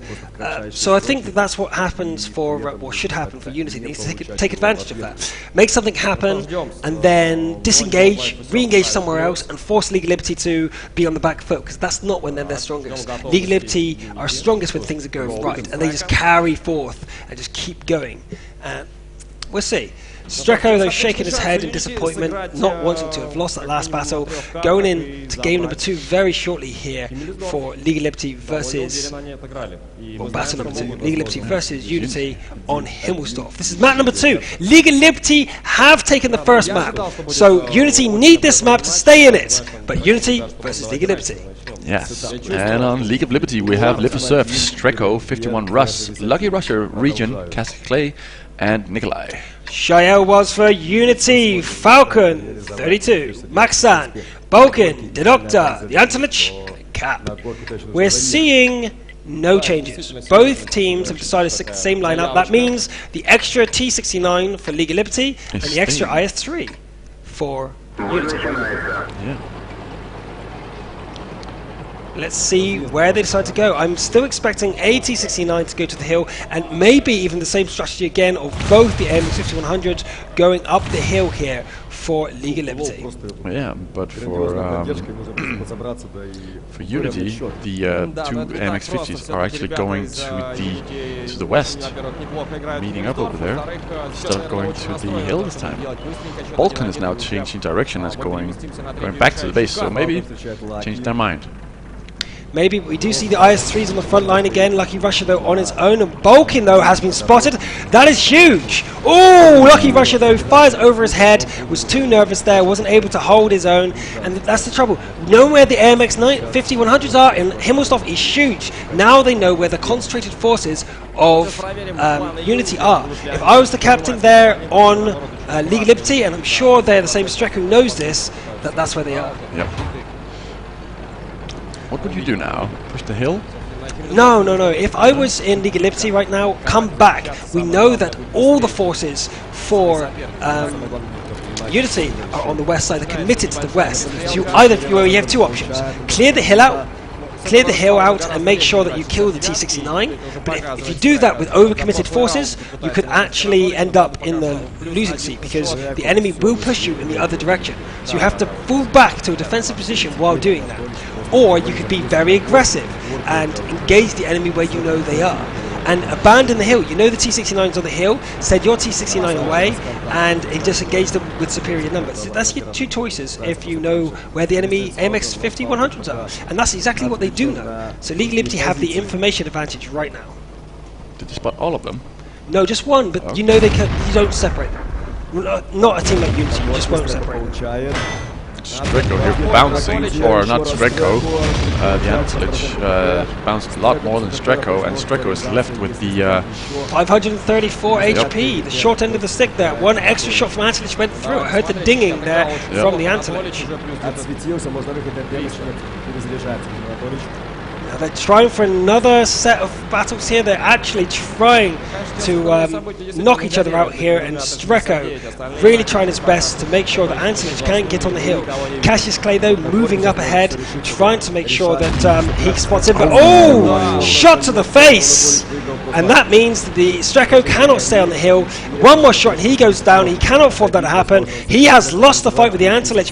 What a move for Unity. They're in such a strong position now, with Streko not able to be engaging. No, Streko comes back, running a risk of actually getting hit by the Antelich again. That actually will be huge if he does get hit. I'm going to go into the view of Streko so we can see if he's taken any module damage. The answer is no, Streko hasn't. So we're going to see if he risks it. If he risks it and goes up to the top, that could be the end of that. Yeah, and Max is taken out by Cassius Clay in the meantime. And they like that. The crowd loves that. You see how tense it is? Yeah. Every single kill, regardless of what tank it is, the crowd goes wild because it's so important. Oh, and Streko gets another shell straight to the face, and he's now down to... Don't even think about peeking. I'm currently with my mouth open because I thought Streko was being suicidal going up there. He is lucky to be alive. At that low HP, he's now utterly useless on the front line. He has to stay behind his tanks, so that hill is lost.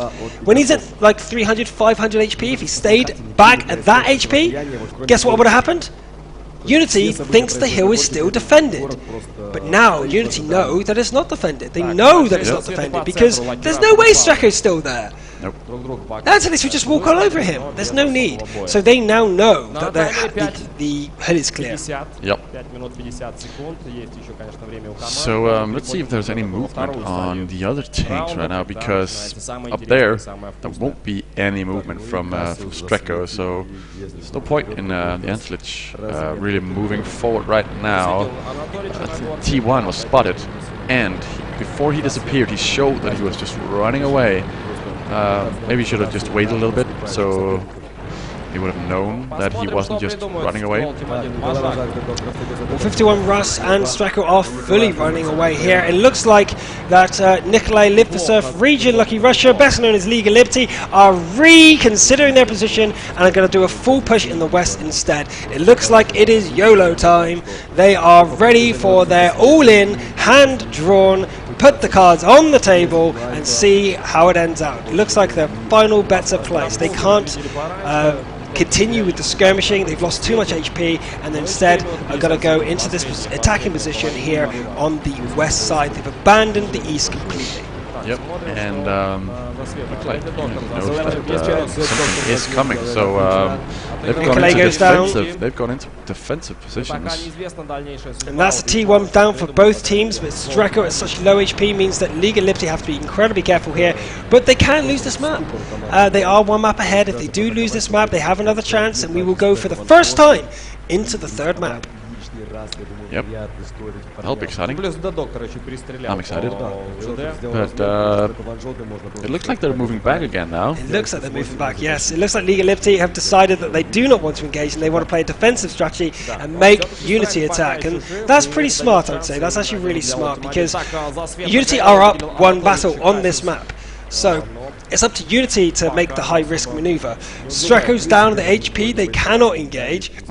And League of Liberty know this, so they're going to play instead in a defensive formation, and that's understandable, it really is. Jantelic is actually moving back now. He was all the way up north on the hill, and then saw the T1, and decided to go back. Don't really know why. Oh, enemies are spotted.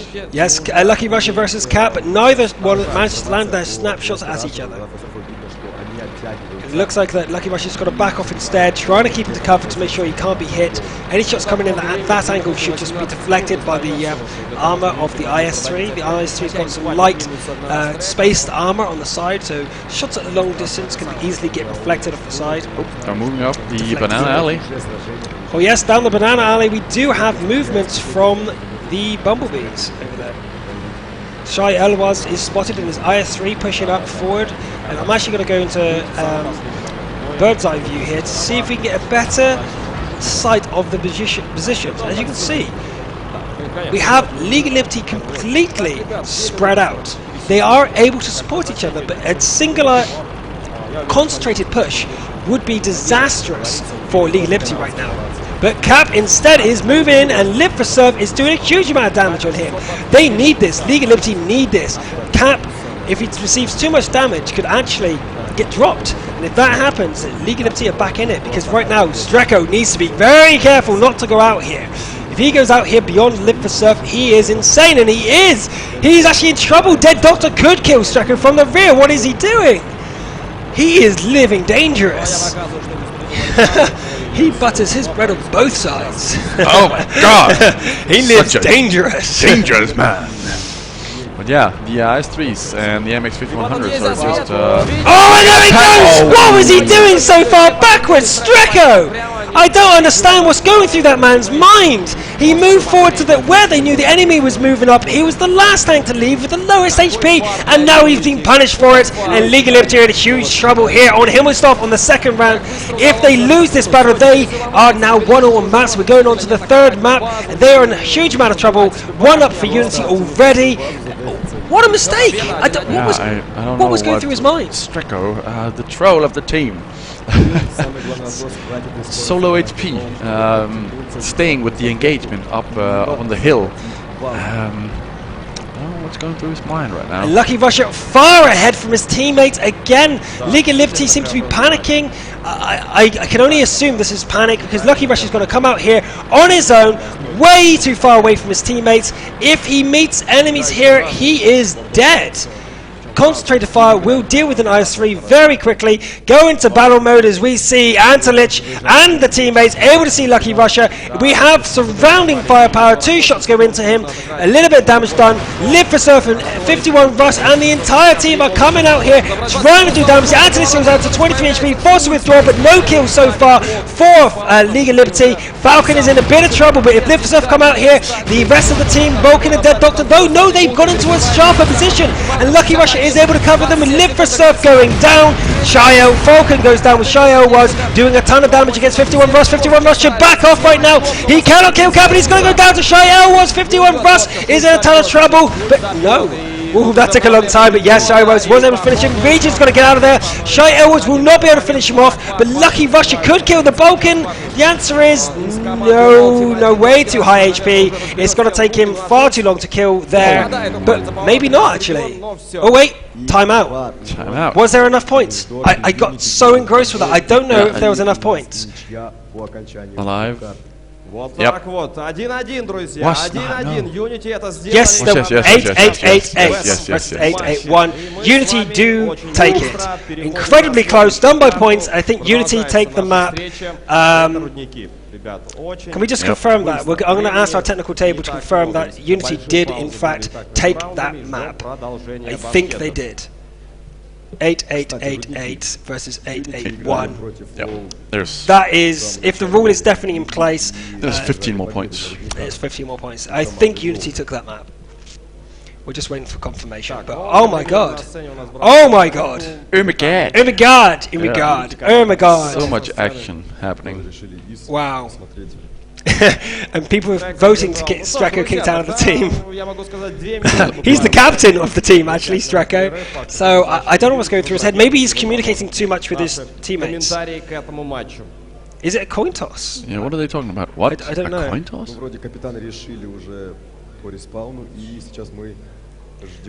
It's for the additional map for picking which side you go, I think. It's Don't the you first time don't we've you reached the just third go- map, so we're a bit uncertain of the exact rule for the third map. I think it's a coin toss to see who picks the location. It was Unity taking the second map. It's going into the third map for the first time here. In the history. Yeah, in the history of the Golden This is the League. first time. We're making history. Okay. Whatever. I'm exhausted. Are you? I am. I can't see it on you. Woo! Looking good. Was that the best match or what, guys? Incredibly tense and incredibly close. League of Liberty versus Unity, by far the tensest, closest match we've had so far. Both teams fighting it out, duking it out, scrapping for survival. Whoever loses this next map is going home. The other one staying in the losers bracket and facing Mind tomorrow. So both of them want this money. They want to go through this. $100,000 on the line. 100,000. You don't. Every time you drop a place, you lose a ton of money. You want to be up there with the best. And Unity, if they get through to the finals, will get, what is it, something like 35,000. They don't want to be getting 7,000. No. They want to be having a lot more than that. Remember, guys, every step down, you lose a lot of money. So, this battle is super important. League of Liberty and Unity must be sweating. Yes. Shaking even. Like, the aiming must be so hard when you're doing that. Well, maybe they're just cold steel. Have you seen their mistakes? I know. I don't think they're cold I don't steel. think Strako's freaking out. Yeah, I've never seen him play so randomly, and I think maybe his head is in the meta. Remember, he's the team captain, and very rarely do you see team captains playing the offensive role, because you normally have to relax like a T1. Map starts in 3 minutes, but Stracco, he has to be feeling it. Feeling the pressure, and if you're thinking about the global strategy, the over where you want people to be, that can distract you from your own movements. Yeah. So many times have I driven out of cover in company battles where I'm in command, and I'm like, oh god, no, oh, I'm dead. Whoops, I was talking too much. Yeah. Maybe that's happening for Stracco. Maybe he's focusing too much on his teammates and not on himself, because he's making a ton of mistakes. Yeah. What's your thoughts on the whole situation? But yeah, it's been like that. We've also seen Jantelich fall off cliffs. Fall off a cliff. He was probably also giving out commands because it was a stress situation. The both players or both teams were meeting at the exact same place. Yeah. Nobody expected them to be there. It's kind of like, so it's like reverse. Yeah. No. But then, do you know the one I got in my mind? You skin in your shin and go. Yeah. It was a situation where it just felt like they had just skinned their knee and just gone like, oh. Yeah. That's how it felt to me seeing the Antelich fall off there. I was just feeling so bad for him. Yeah. Good we got camera back on that. Wow. But there we go. Whew. Bumblebee uniform for Unity, feeling much better now. They've got their map. We're going into the final map, Mines. Yeah. Much smaller map, dynamic. I think League of Liberty's game style works quite well on Mines. Quite aggressive, quite rush tactics. Yep. Not so many unusual things will happen on Mines. It's a very comfortable map. I think that they can keep their own. I think they can keep calm. Mines is one of these maps where everyone knows it. It's been around forever. It's like it's the map you play first, almost always. It's like that or Malinovka. So you always play one of these two maps first. And what was the original name for Mines? It was. Can you remember the original map? Something with P? Yeah. Province? No, not Province. That was the new. Yeah, it was called something different at first, and they renamed it to Mines after one of the patches early on. Does anyone in the audience know? Pagorki? Is it? No, I don't think it was. I don't think so, no. But either way, I remember it had a different name, and it was the first map I ever played alongside them. And you play them for your first like 100 games. Pagorki? I can't remember that name. Yeah, apparently it was. No, I totally lost. You remembered it was a P. However, this proves our point. Everyone knows these two maps. Even the newbies know these maps inside and out. You know exactly where every single nook and cranny is. However, I've still seen pro players show us new scouting locations almost every time. I'm like, oh yeah, that's really cool. But it didn't go through my head when I've been playing in pickup games. Yeah. Well, find out. Voting, guys. Who's going to win this? Have you changed your opinion? Are you still supporting League of Liberty, or are you going now for the Bumblebee team? Unity! Come on, make some noise in the chat. Are we seeing Unity or League of Liberty as the international champions, or say favourites of you guys? Remember, the Russians think it's 50-50. Do you agree? Are the international audience saying 50-50, or do you think one team has it over the other? Looking at the game style here, we saw Unity take control of Himmelsdorf, but Abbey was taken by League of Liberty. Both teams have looked super strong and also making crucial mistakes. So yeah, apparently it was Pagorki. Wow. I can't remember that at all. You guys know better than us. There we go. I remember it being Serb a name again. that I knew. Serb says League of Liberty, so, well, if Serb says League of Liberty, then, you know, they must be nerfed. Yep. 50-50, 50-50. Yeah. Wow. Whew. There we go, guys. There we go. Next match is going to be on Mines, as you know, and everything to play for. Yeah. Everyone in the audience. You know, there's actually quite a few girls out there too. I've actually seen quite a lot of female fans of World of Tanks watching today. Obviously not as much as men. There's actually a lot more men out there. Yep. There's actually a few girlfriends coming up for Rush Yep. in uniform with their own names and everything. They look like they're part of the crew. Do you wonder if they ever have their female, you know, their counterparts, their girlfriends play in matches with them, like on Clan Wars and stuff? Oh, maybe. Maybe. There you go. I'm just talking about it there, and straight in camera view is the Rush team. One of the girls in dress. I don't know her name. I didn't check it out. Christina. Christina? Maybe. Crush. There we go. Something. Ah. Only saw the shirt. Well, at least we get time to calm down. Settle our nerves, because if the matches kept on being that intense, I think we would all explode. And look at that, the tenseness there was Shy. Even he's feeling the pressure. He's been, from Unity. He's feeling the pressure. He's always been relaxed. I find that he's a guy that's always just been like, whatever, in Unity. But even he's feeling the pressure. But smiles on League of Liberty. He knows that they have a chance. But I think they're just happy to be here, to be fair. Not they deserve to be here, but I mean, it's an amazing event here in Kiev. Kiev, Ukraine. It's an absolutely fantastic experience. The music's great, the people are great, the food is great, the drink is great, everything's great, and the company is great. You guys at home are just as welcome and appreciated as the people here, but you can't beat an offline event. Esports has been growing every single year, over and over again. Prize pool is becoming bigger, more and more people tuning in online and turning up in person. So here we go, we're coming back into the studio, and the next map will be starting any minute. So, League of Liberty have to calm down. Streko needs to keep his focus. And if he does, League of Liberty has a good chance of winning this. But Unity, a bit more consistent. So, Unity are playing a bit more consistently, but that does mean that League of Liberty, if they play their best, will best Unity. The best. Look, they will bless last. Unity. Yes. So League Liberty seem to have this curve where they seem to be either playing really good or messing up quite handily. Unity are like a flat line, so they're always playing decent, but never as good as League Liberty can play. Yeah. So I don't know. I don't know. Let's just. I don't know. I don't know what to say. Strategies. Think strategies. What are we going to see on mines? AMX 1390s and T69s and smaller artillery. Okay. That's So what, the 2 and 2? game plan. Yeah. 269s to 90s, or are we going to see like 3 or 4 90s, or 3 or 4? 390s would be the top, 69s? in my opinion. Okay. As we can see, they're actually picking T70. Don't talk about that yet. No? It's a secret. It's a secret. Okay. We only talk about that when it's on screen for everyone else, which is about now. Here we go. League of Liberty versus Red Rush Unity on the 3rd map. This is the decider of who goes home. Introduce League of Liberty.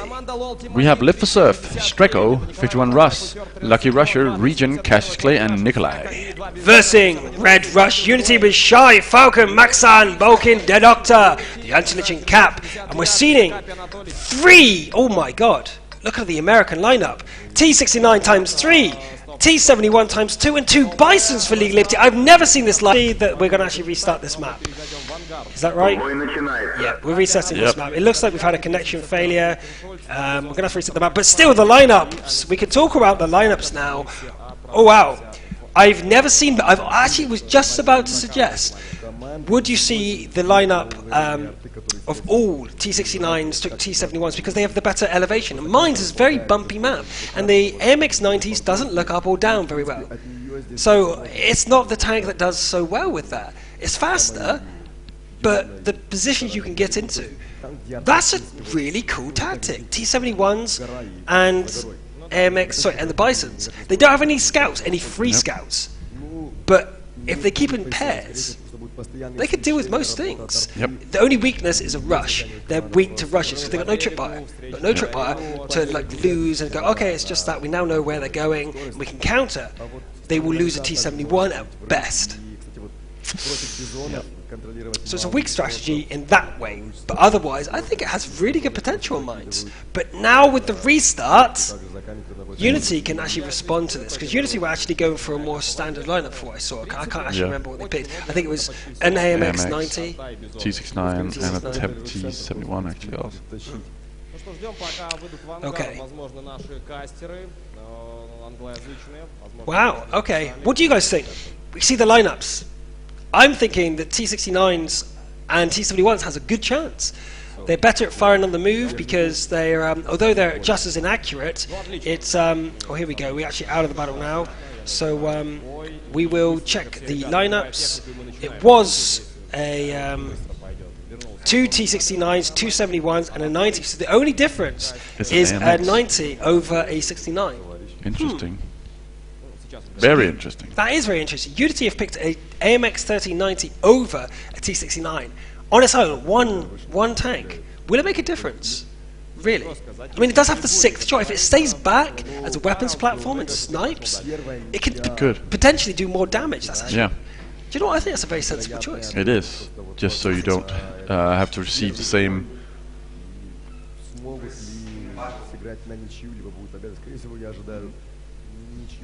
Thank you. Okay, we're ready. We're just readied up and we're ready to go. We're going into the first battle again, and there we go. Yeah, well, cool. Yeah, we know who they are. But yeah, the MX 1390. Instead of just going head to head with every single tank being equal, you can now chase the guys if they are all reloading, since you will have 2 more shells in the AMX 1390. That's it. So normally on this map, I used to see a lot. 2 AMX 90s sat behind 2 T69s. So the T69s are skirmishing and the 90s are pumping out the damage. But this lineup looks good. It looks really solid with the extra AMX 90. So I kind of think that I want to favour the lineup choice to Unity. I think it's a really intelligent choice. Yeah. Me too. I'm going with that lineup as well. It's different, and let's see if it works. Ooh, someone already took damage. The Anatolich from falling down from the beginning. Well, he has a habit of falling down, I must say. But we have Streko going to the front line here in his 71, using himself as a scout. Getting to quite a nice location here. It looks arty. No, I was about to say it looks arty safe, but there's the Bisons trying to knock him out, but wasn't able to hit. There's the Anselich losing 53 HP. That is actually quite a lot. That's quite a hefty fall. Yep. He is a captain, as I said. I thought he got hit by artillery, but luckily it was just a fall. Oh, luckily. Oh, Lucky Russia gets hit by Anatolich twice. And it's now down See on the other to, side, he could get hit again, but no, he does get away across the river and escapes with most of his HP gone, but it's a T-71. They could use him in the back now, because his penetration is good enough against light tanks. There is no heavies picked from either team, so they're still very powerful. I don't think they should throw away any T-71. I think they should pull him back now. Don't use him as an active scout anymore, because his damage is way, way, way more worth his scouting ability. Yes, it is. And Streko here just doing the normal 50-meter rule scouting. Boom. Yep, Cap and Streko scout each other with proximity scouting, but the artillery, the Bisons, trying to hit there on both Cap. Yes, the double Bison shot. One misses, one directly hits Cap and doing a ton of damage. Brilliant shooting there by 51 Russ and Cassius Clay. I'm assuming Cassius Clay was one who hit. And another shot that tracks him, but oh no, doesn't fail to track him. Yeah. If you go into Cap's view, was his track damaged? I don't think it bounced. I think it just didn't have enough damage to, didn't have enough damage to cut it. It was a direct hit on it. 300 HP worth of damage earlier. It could have been a low roll. Low roll, well, it could have been. And it was. Camping locations here for the League of Liberty guys. They are in defensive positions, making sure that if anything happens, and I think this is really defensive, actually, really ultra defensive. Yeah. Looking at League of Liberty, they're really densely in a very defensive population, a defensive position. But Unity are spread out in a very offensive situation. So we are actually having the offensive Unity in a spread out formation versus a very dense defensive situation for League of Liberty. Yeah. Excuse me. Bless you. And there we go, we have some spotting. Yep. The Balkan is spotted in the middle, and Streko is trying to stay alive. And the Bisons, although they have a very good... Let's actually see the angle here. They have a really good arc, but this is... Come on. They actually... I don't know, can they actually hit there?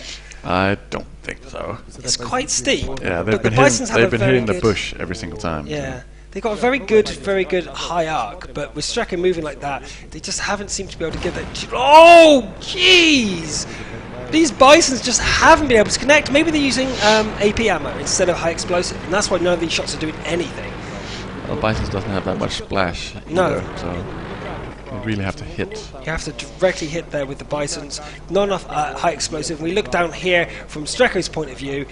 The shots are coming in from the sky and just not connecting, and he's got to be, and he's being very careful, very successful here. But both the Bisons can freely fire here without having to worry about the reload. At such low tier artillery, they can reload very quickly.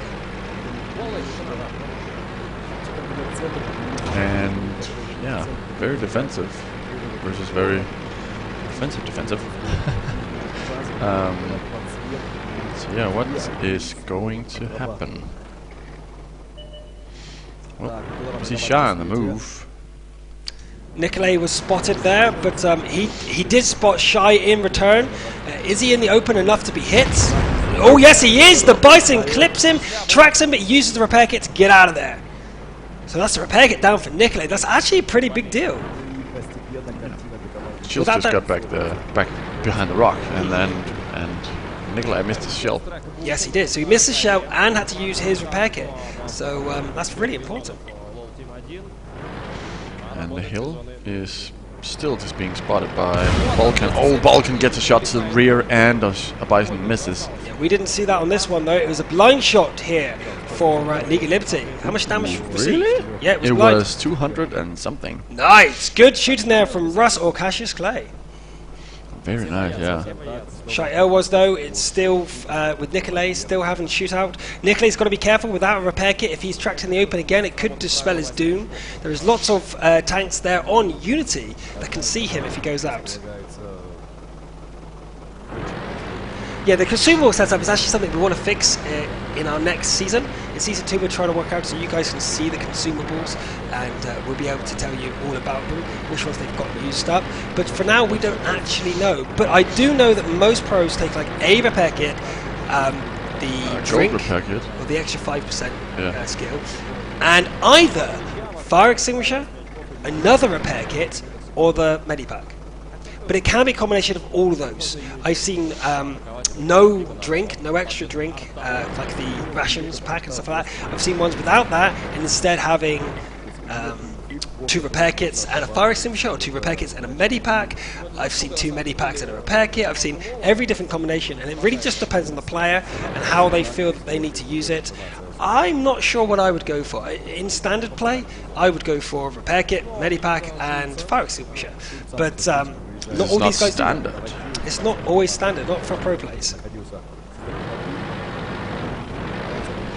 Yeah, and don't forget the scouts. Don't forget scouts. Scouts do run limiters, and the engine unlimiters, and the fuel that gives them the extra speed. I've seen them that used a lot in the T50-2s especially, but also the T71s if they're going to be used as a scout and not a combat scout. Yeah, the speed governor. So yeah, the speed governor, that's it. So don't forget that. Any other combinations you think? No, I think that's about it. Yeah, you wouldn't see double fire kit. That would just be silly, because you have a skill that is called fire fighting. So having that at 100% on all crew members will be enough. Well, we do have Absolute Royal in the chat, and he's a pro player from the North American scene, and he does say that he runs a T71 with rations, speed governor, and a large repair kit. But Streko is spotted by Balkan. He's now surrounded, and he needs support from his teammates. But triple hit, and he goes down immediately. They were waiting for him to run for it, and as soon as he does, the Bisons, boom, boom, boom, gone. But then we have the counterattacks on the Bisons against Cap, the Antelich, and we see that Cassius Clay goes out from a counter-artillery from Dead Doctor. Fantastic work from the artillery here. For Unity. Unity are doing fantastic plays here on mines. They are really outplaying League of Liberty, taking apart this defensive formation set by set. But Shy makes a run across, trying to find anything happening, and is unable to find anybody, instead just goes down. However, I would still say the advantage is in Unity's court right now. Yes, it is, because, well, they've lost the Bison and a T71. So the Bison is really important in this map, because you can't really... I think that was Bison that just hit Cap for 300. No, it wasn't. It was Nikolay with a direct fire shot. Okay.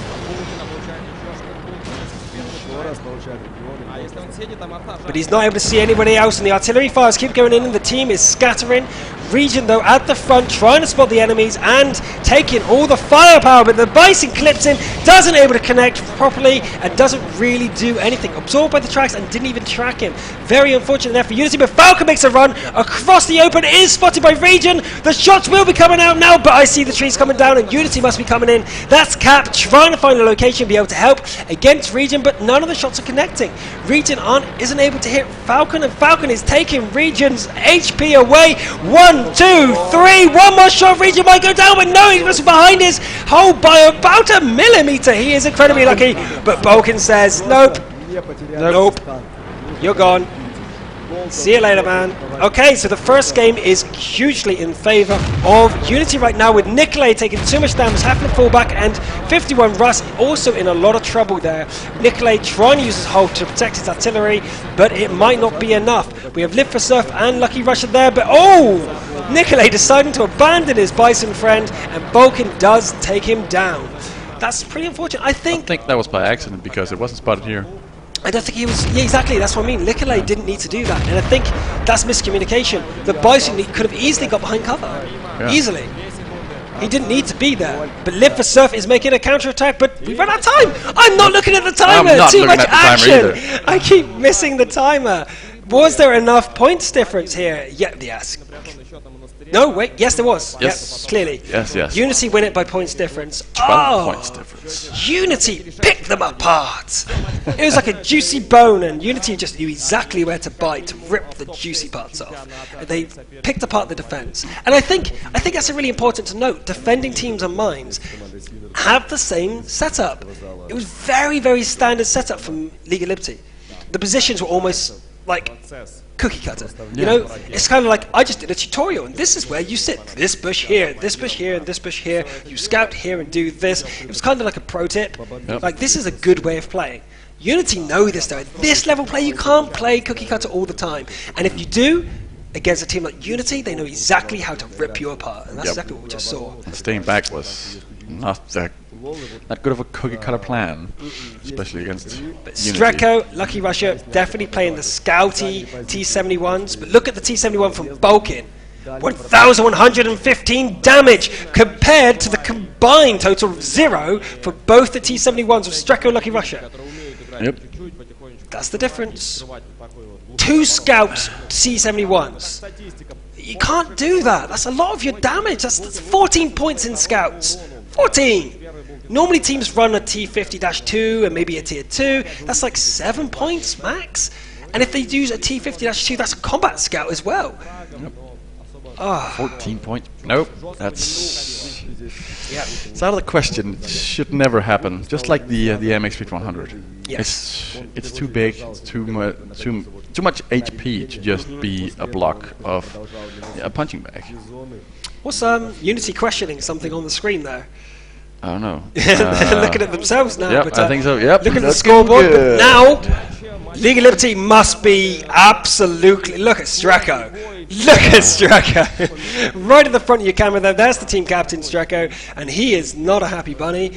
If they lose this battle, this next battle, they're going home. Regardless. Wait. They need to win it. They have to win it. This is their last shot. This is their match. If they lose this one, they are going home. Absolutely. Woo! I can say that Unity look very strong. On mines, they look very, very strong. Yeah. Streko, team captain, really needs to step up here.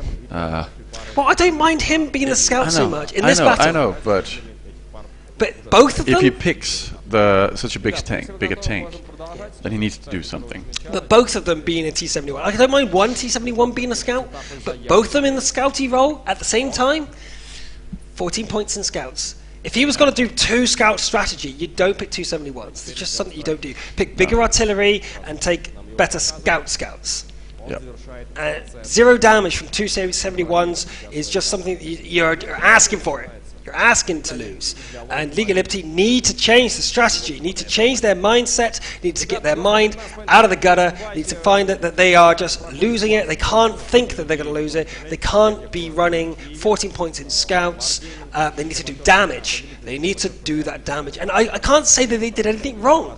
They didn't do anything wrong apart from running 271s as scouts. We saw that League of Liberty lost Shy. He ran across to try and reveal things, but they then used Balkan as a damage dealer and did 1,115 damage. And that's the difference. Using one T71 as damage and one as a scout, that's okay. Yep. That's right. But both? Oh. Ouch. Ouch. But there we go. The crowd did vote for 50-50. I think most of the international European, USA, Asian and Korean audience that we have also voted about 50-50. Yeah. But looking at it right now on Mines from the last performance, League of Liberty needs to pull a miracle out the bag. Yep. They are on the ropes, like beyond the ropes. They are hanging on the other side of the ropes with one hand on the rope, trying to make sure they don't fall off. This is a Royal Rumble. They've been knocked over the top rope. They're hanging on by a thread. Yeah. Whew. Right. So yeah, let's see if they can take advantage of the advantage of being south. Being able to get to the hill faster. There might be a change there. There might be a change. We might see them take a 90 or go for bigger artilleries. I think that we might see, with both T-71s dying without any damage, I think we're going to see a different strategy. League Liberty going to come in, so let's take a bigger artillery, use a T2 or T1, and then take tier 8s for the rest. That's what I'm expecting. What about you? It obviously didn't work for them that time, so I'm expecting to see some kind of change, but what it is, maybe put Streko in just a scout. I would like to see that, just a scout. It's what he did in the last game, so if that's what he intended to do, let him focus, yeah. But didn't really do it well in a bigger tank, then let him do it in a small tank. So we've got map number 3. Game number 2, or battle number 2. League of Liberty versus Red Rush Unity. If LOL Team 1 lose this battle, they are out. They need to win it. Introducing League of Liberty, we have Cassius Clay, Live for Surf, Streko their captain, 51 Russ, Lucky Russia, Region, and Nikolai. And for Unity, we have Schultz, Falcon, Max, Balkan, the Doctor, the Antologist, Antelich, and Cap.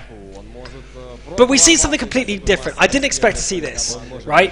We are seeing them copy, but instead of taking a second Bison, they picked a T2. Huh. I thought their Bisons did pretty well, and I didn't expect to lose a Bison and keep both T-71s. So I get their plan. They're going to use their T-71s as combat vehicles and use the T2 lights as a scout. That's intelligent, but their Bisons would... Wait! At the front here, we have Streko running into Balkan and Shy Elwas, and we have the fight going down, but Shy and Streko take an equal amount of damage, but Balkan is now out of position, trying to finish off Streko, but now he's tracked in the open. Will the artillery be able to land on him as Streko tries to get away, and there he goes down. Oh, wow! Balkan losing so early in the game actually could bring League of Liberty back into this. Remember, guys, if they lose this, they are out. So League of Liberty needed that advantage, and now they have it. Now Streko needs to stay safe and not lose, but Nikolai did lose a little bit of health at the beginning here. Yeah, so did Schultz and the Anatolich. So shots have to stay safe. Nikolai just dodged some artillery shots. He's obviously spotted, or at least he is still spotted. He needs to move, taking a snapshot against the Antelich, not hitting. He's going to empty his clip on the way past and reload. Nikolai's going to be oh, the Bison shots! One of them connects directly in his rear. Let's see if he's received any damage, and the answer is no, but if he did, he would have repaired it. So Nikolai is still at full fighting capacity, although down at half HP now. Whoa, okay. This is intense. Considering the last game, it took them 8 minutes to engage. Yep. Before the 2 minutes are out, the Antelich receives a direct shot from the Bison, and Streko, though, playing it dangerously. As we know, he licks his hand after touching the railway handle. No one does that. But Streko does. He likes to live dangerously. Peace on the electric fence. He doesn't take any precautions. This guy doesn't take any precautions. And Live for Surf moving up on the far side in his MX. Whoa, MX-90 pushing forward. That is unexpected. I didn't expect to see the 90s moving forward, because you know they're better shooting at long range in this situation with their higher damage output from 6 shots. They don't have the burst capability of the T69 and could easily get whacked if he's spotted by a Bison and 2 T69s or even 1 T69. Could really put him in a world of pain, especially if he's tracked. Yeah. And we see 269s and the T71. Max is spotted, and Live for Surf takes a punk shot, and will he get the connection? The answer is 2 shots and no. Is Live for Surf spotted? The answer is no. What a great position here, but he's not able to connect. That's 4 shots fired, and he can't do it. Yep, and instead we 51 Russ goes down. 51 Russ. Disaster for Live for Surf, not able to connect and take down Max. Oh wow, that's not good. League of Liberty did not need that. Nope, they certainly did not. Could have been a very good thing to get rid of one of the Bisons. Yeah, definitely. Well, at the moment they have an artillery disadvantage purely from the way they picked, and that would have brought them into even artillery, firepower support. That was needed. League of Liberty needed that. I feel that was an opportunity disastrously missed from Live for Surf there. We're seeing... Oh, I don't know about them. Oh, one is spotted. And there's Live for Surf. He's going for artillery and the And he does find it, but Dead Doctor does shoot him straight in the face, doing some damage. And oh, engine damage. He's now struggled. He has to use the repair kit and get out of there.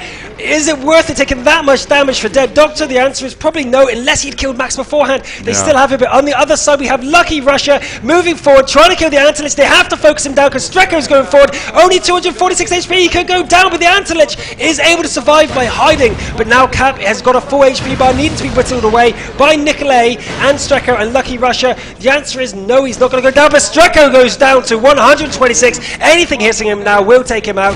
The Antilich though, trying to... Whoa, Antilich getting taken out by the Bison. Was that Cassius Clay? Yeah, or was that Live for Surf? Live for Surf got round the back. No, it wasn't. It was Cassius Clay. What a shot. Amazing. Great shot, yeah. Live for Surf and his teammates have actually done really well. I thought that was a huge risk around the side there with 291 HP remaining. It pulled off. Yeah. And League of Liberty are now ahead in this match, but they've got to be very careful. They have a lot of HP. Sorry, tanks at low HP. Yeah, Falcon is very low HP as well, sitting in the defensive position there with normally 1100 HP, but it's now down to 85. He just has to be scratched by anything, and he's dead. And on the east we have Cap and Schultz trying to spot there, but they know that there's someone up in the middle. And Live Surf is now back. And takes him down. Woohoo! As the crowd shouts, we do too.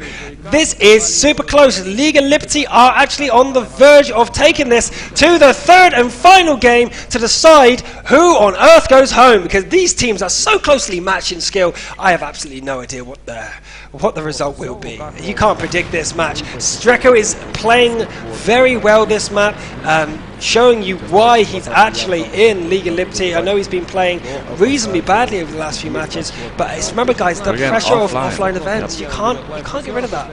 It's such a huge deal. The crowd's shouting and screaming for their favourite team. This is not over. Unity are on the back foot, but there are a lot of tanks easily able to kill with a couple of autoloaders here for League of Liberty. With Strecko on top of the hill now, if he is seen, he can be taken out, but Cap and Region exchange a shot each. Nikolay coming round the back to see if Cap reverses. Cap is reversing into the trap. Nikolay is waiting for him, but not shooting. That's very unusual, but tracks him instead, and he does take some damage. Cap might be going out now, but ooh, ricochet! And the shot from Live for Surf isn't able to connect, but the second one does with 178, and he goes down. Live for Surf connects at that distance. What a set of shots, and we have to say that is it. Live for Surf takes it away for League of Liberty. Fantastic play. We're going into the third and possibly final game on the third and final map of this match. Double elimination losers bracket match. We're going to find out if it's League of Liberty or Unity going out on their final battle. Very, very, very nicely played by League of Liberty. Absolutely. Great play. Let's see the stats. Let's see the stats. How well did they perform? I can't wait to see them. Okay, so we have Live for Surf doing amazingly well, basically single-handedly winning the battle. Yeah. Not really. The teamwork here is absolutely top-notch. He couldn't have done it alone. He took a huge risk going in alone against the whole enemy team. Even took a direct shot of the Bison to the face. Survived. Yep. Oh, the commander right in the face, nutted it out, knew he was going to do it, and took the game. Basically, took the game. What a risky maneuver, pulled off though. And that's what we love from League of Liberty. They take reasonably risky strategies and they pull it off. Fantastic. But 2,098 damage for Live for Surf. That's Cassius Clay did great again. 6 shells hitting out of 10. That's great. Great choice. I was questioning taking off one of their Bisons for the T2 Light, but boy did it work. They only lost their T2 Light and ripped Unity apart. Wow. Now, I'm going to ask you this question. Is it the southern position giving them this advantage? Both teams from the southern position so far have won. Is it that, or is it more the lineup change that did it for League of Liberty? A bit of column A and a little bit of column B. So we're going to see if that is going to make the last one, because obviously we're going to see Unity on the southern position next match. So, almost no difference between all of Unity. The damage dealt was very even across the field, but heavily favouring Live for Surf, and look at Lucky Russia and Streko doing so much better! They took the T2 to alleviate the scouting from the T71s. Great, it's exactly what we're talking about. Yep. They acted upon their weaknesses. What learning? And that's what makes League of Liberty one of the best teams in the world, definitely in the RU cluster, learning from their mistakes. They're in fact, one of the best top 2 of the new teams that came into the Golden League as an unknown team, not sure, wildcard, not sure how they're going to act in the finals, proving us that they should be here in that last game, learning from their mistakes. Map 1, Battle 1, okay, showed their weaknesses. Yep. Battle 2, all of them gone. Woo! What? How can a team perform so differently? Battle 1, like this. Battle 2, every single mistake ticked off a box. It was like, okay, we did this wrong, this wrong, this wrong, this wrong. I got this. Just do this, and tick, tick, tick, tick, tick. Everything's fixed. We'll win. And they did. And they did. Battle 3, the final battle on the 3rd map to see who wins here between Unity and whatever. And whatever. And We League just of need before who one goes more home. ready.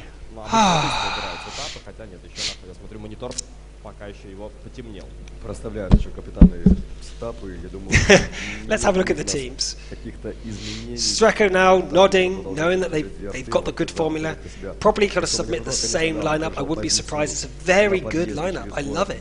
190, the T2 as the scout, the 71s and the 69s.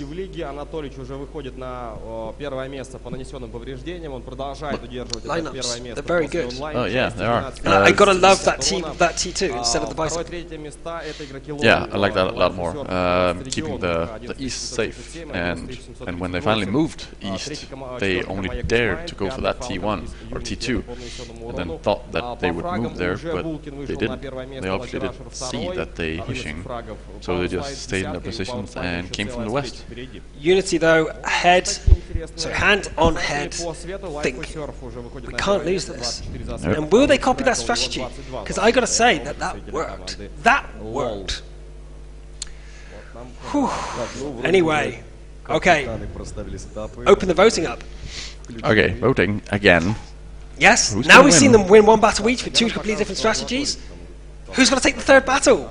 League of Liberty or Unity? Can we still decide? Is it still so close that we cannot decide who is going to win? This is the first set of battles that we have no idea. At least I don't. I don't know. Whew.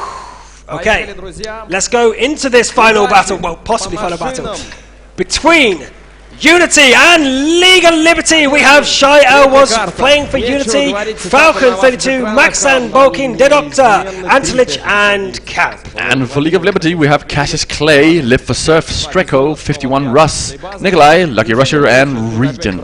Will they do the same again? But no, what the hell? League of Liberty have gone back to their first strategy. Uh-oh. Oh god. Uh-oh. What? Must be the position. It must be their north position plan. Oh god. Oh, God. Oh my word. Bye. Now will they play it the same though, or have they learnt their lesson and will not use the T71s, both of them as scouts? Will they instead use just one as a scout and instead use the other one for damage? I have no idea. Oh no. I'm stunned. Oh no. Yeah, I am too. It just went so well.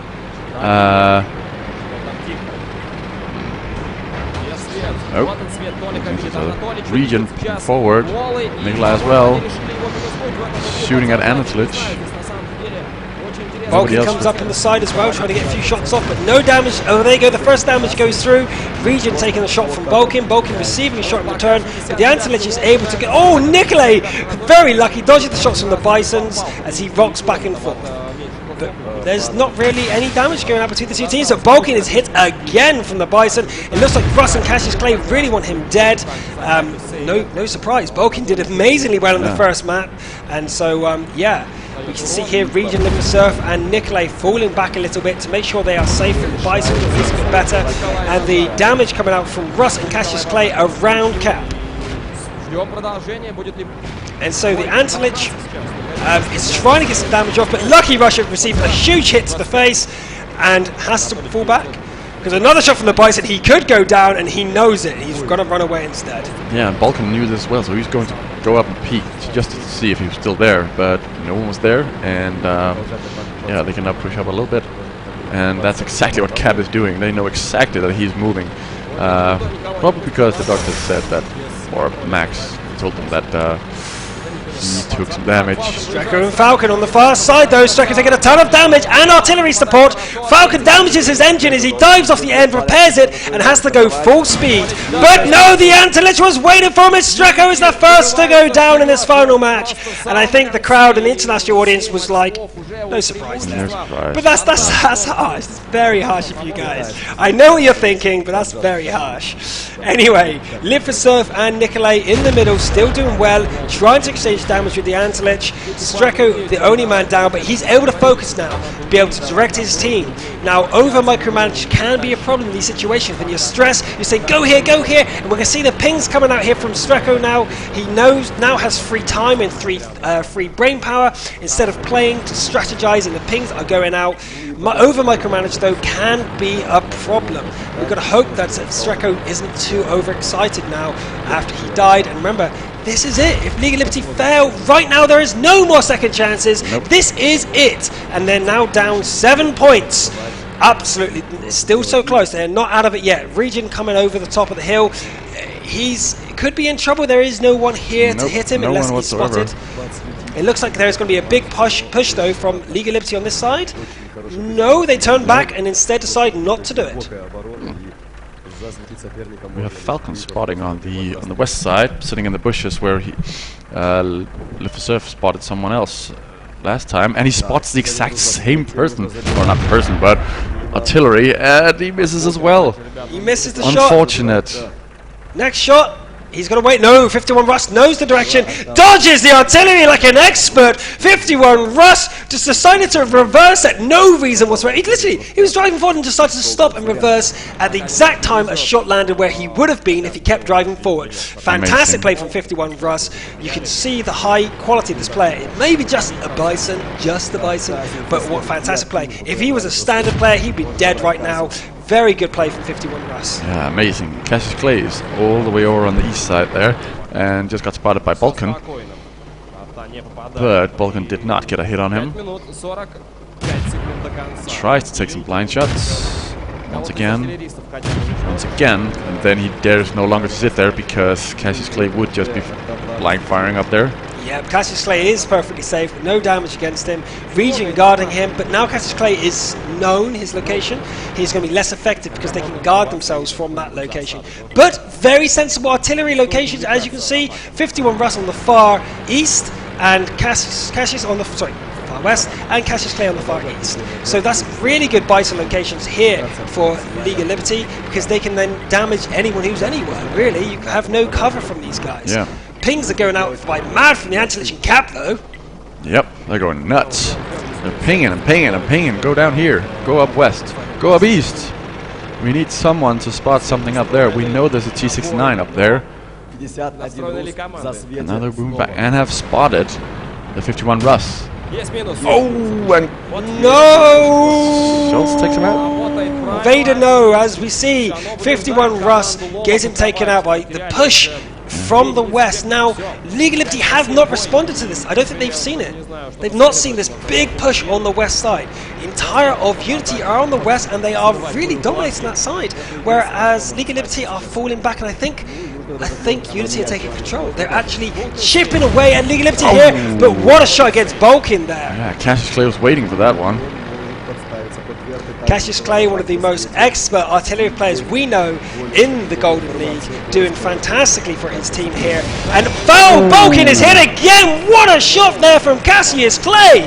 When this is what they need. There's still no one down for Unity. League of Liberty are in a desperate situation. They have lost one Bison, and Streko is already down. If they do not make something magical happen right now, they are going home, and nobody wants that in League of Liberty. For sure, Live for Surf is so lucky. Oh no, was that a ram from Nikolai and his teammate Live for Surf as he runs straight into the back of him. And Cap It's taken a lot of damage from Live4Surf and Nikolay. We have Volkins trying to spot his teammate, and Live4Surf could go down. He's in a bad situation. Down to 280 HP. What a bad decision. Down to 92 HP. Live4Surf could go down, but no, yes. Both Live4Surf and Nikolay go down. This is the end for League of Liberty. They are down to just 2 tanks against only Volkin dying for Unity. I can't see how they can get back. What can you do? No, they can't. Falcon is at full HP as well, so they're just going to move Angelich in. is coming round, but Cap is... Oh, whoa! The Angelich dies, but Region is surrounded by Cap and does go down as well. We are seeing only Lucky Russia left for the League of Liberty. I think this is it. Yeah, sadly, I think this is it for the most epic set we have had so far in the Golden League. We have more epic sets to come, I'm sure. But whoa, what a shot there from Cassius Clay. The Lucky Russia, though, ramming into Falcon, and Shy L was shooting across and fighting. But here we go, Cassius Clay on the end. I'm surprised we haven't seen the GGs, but there we go! Your second team to be knocked out here in day 2 of the Season 1 finale of the Russian Season 1 League of Liberty. League of Liberty. Yeah. The Bumblebees go through to the next round to face Minds tomorrow. Moving on. Yep.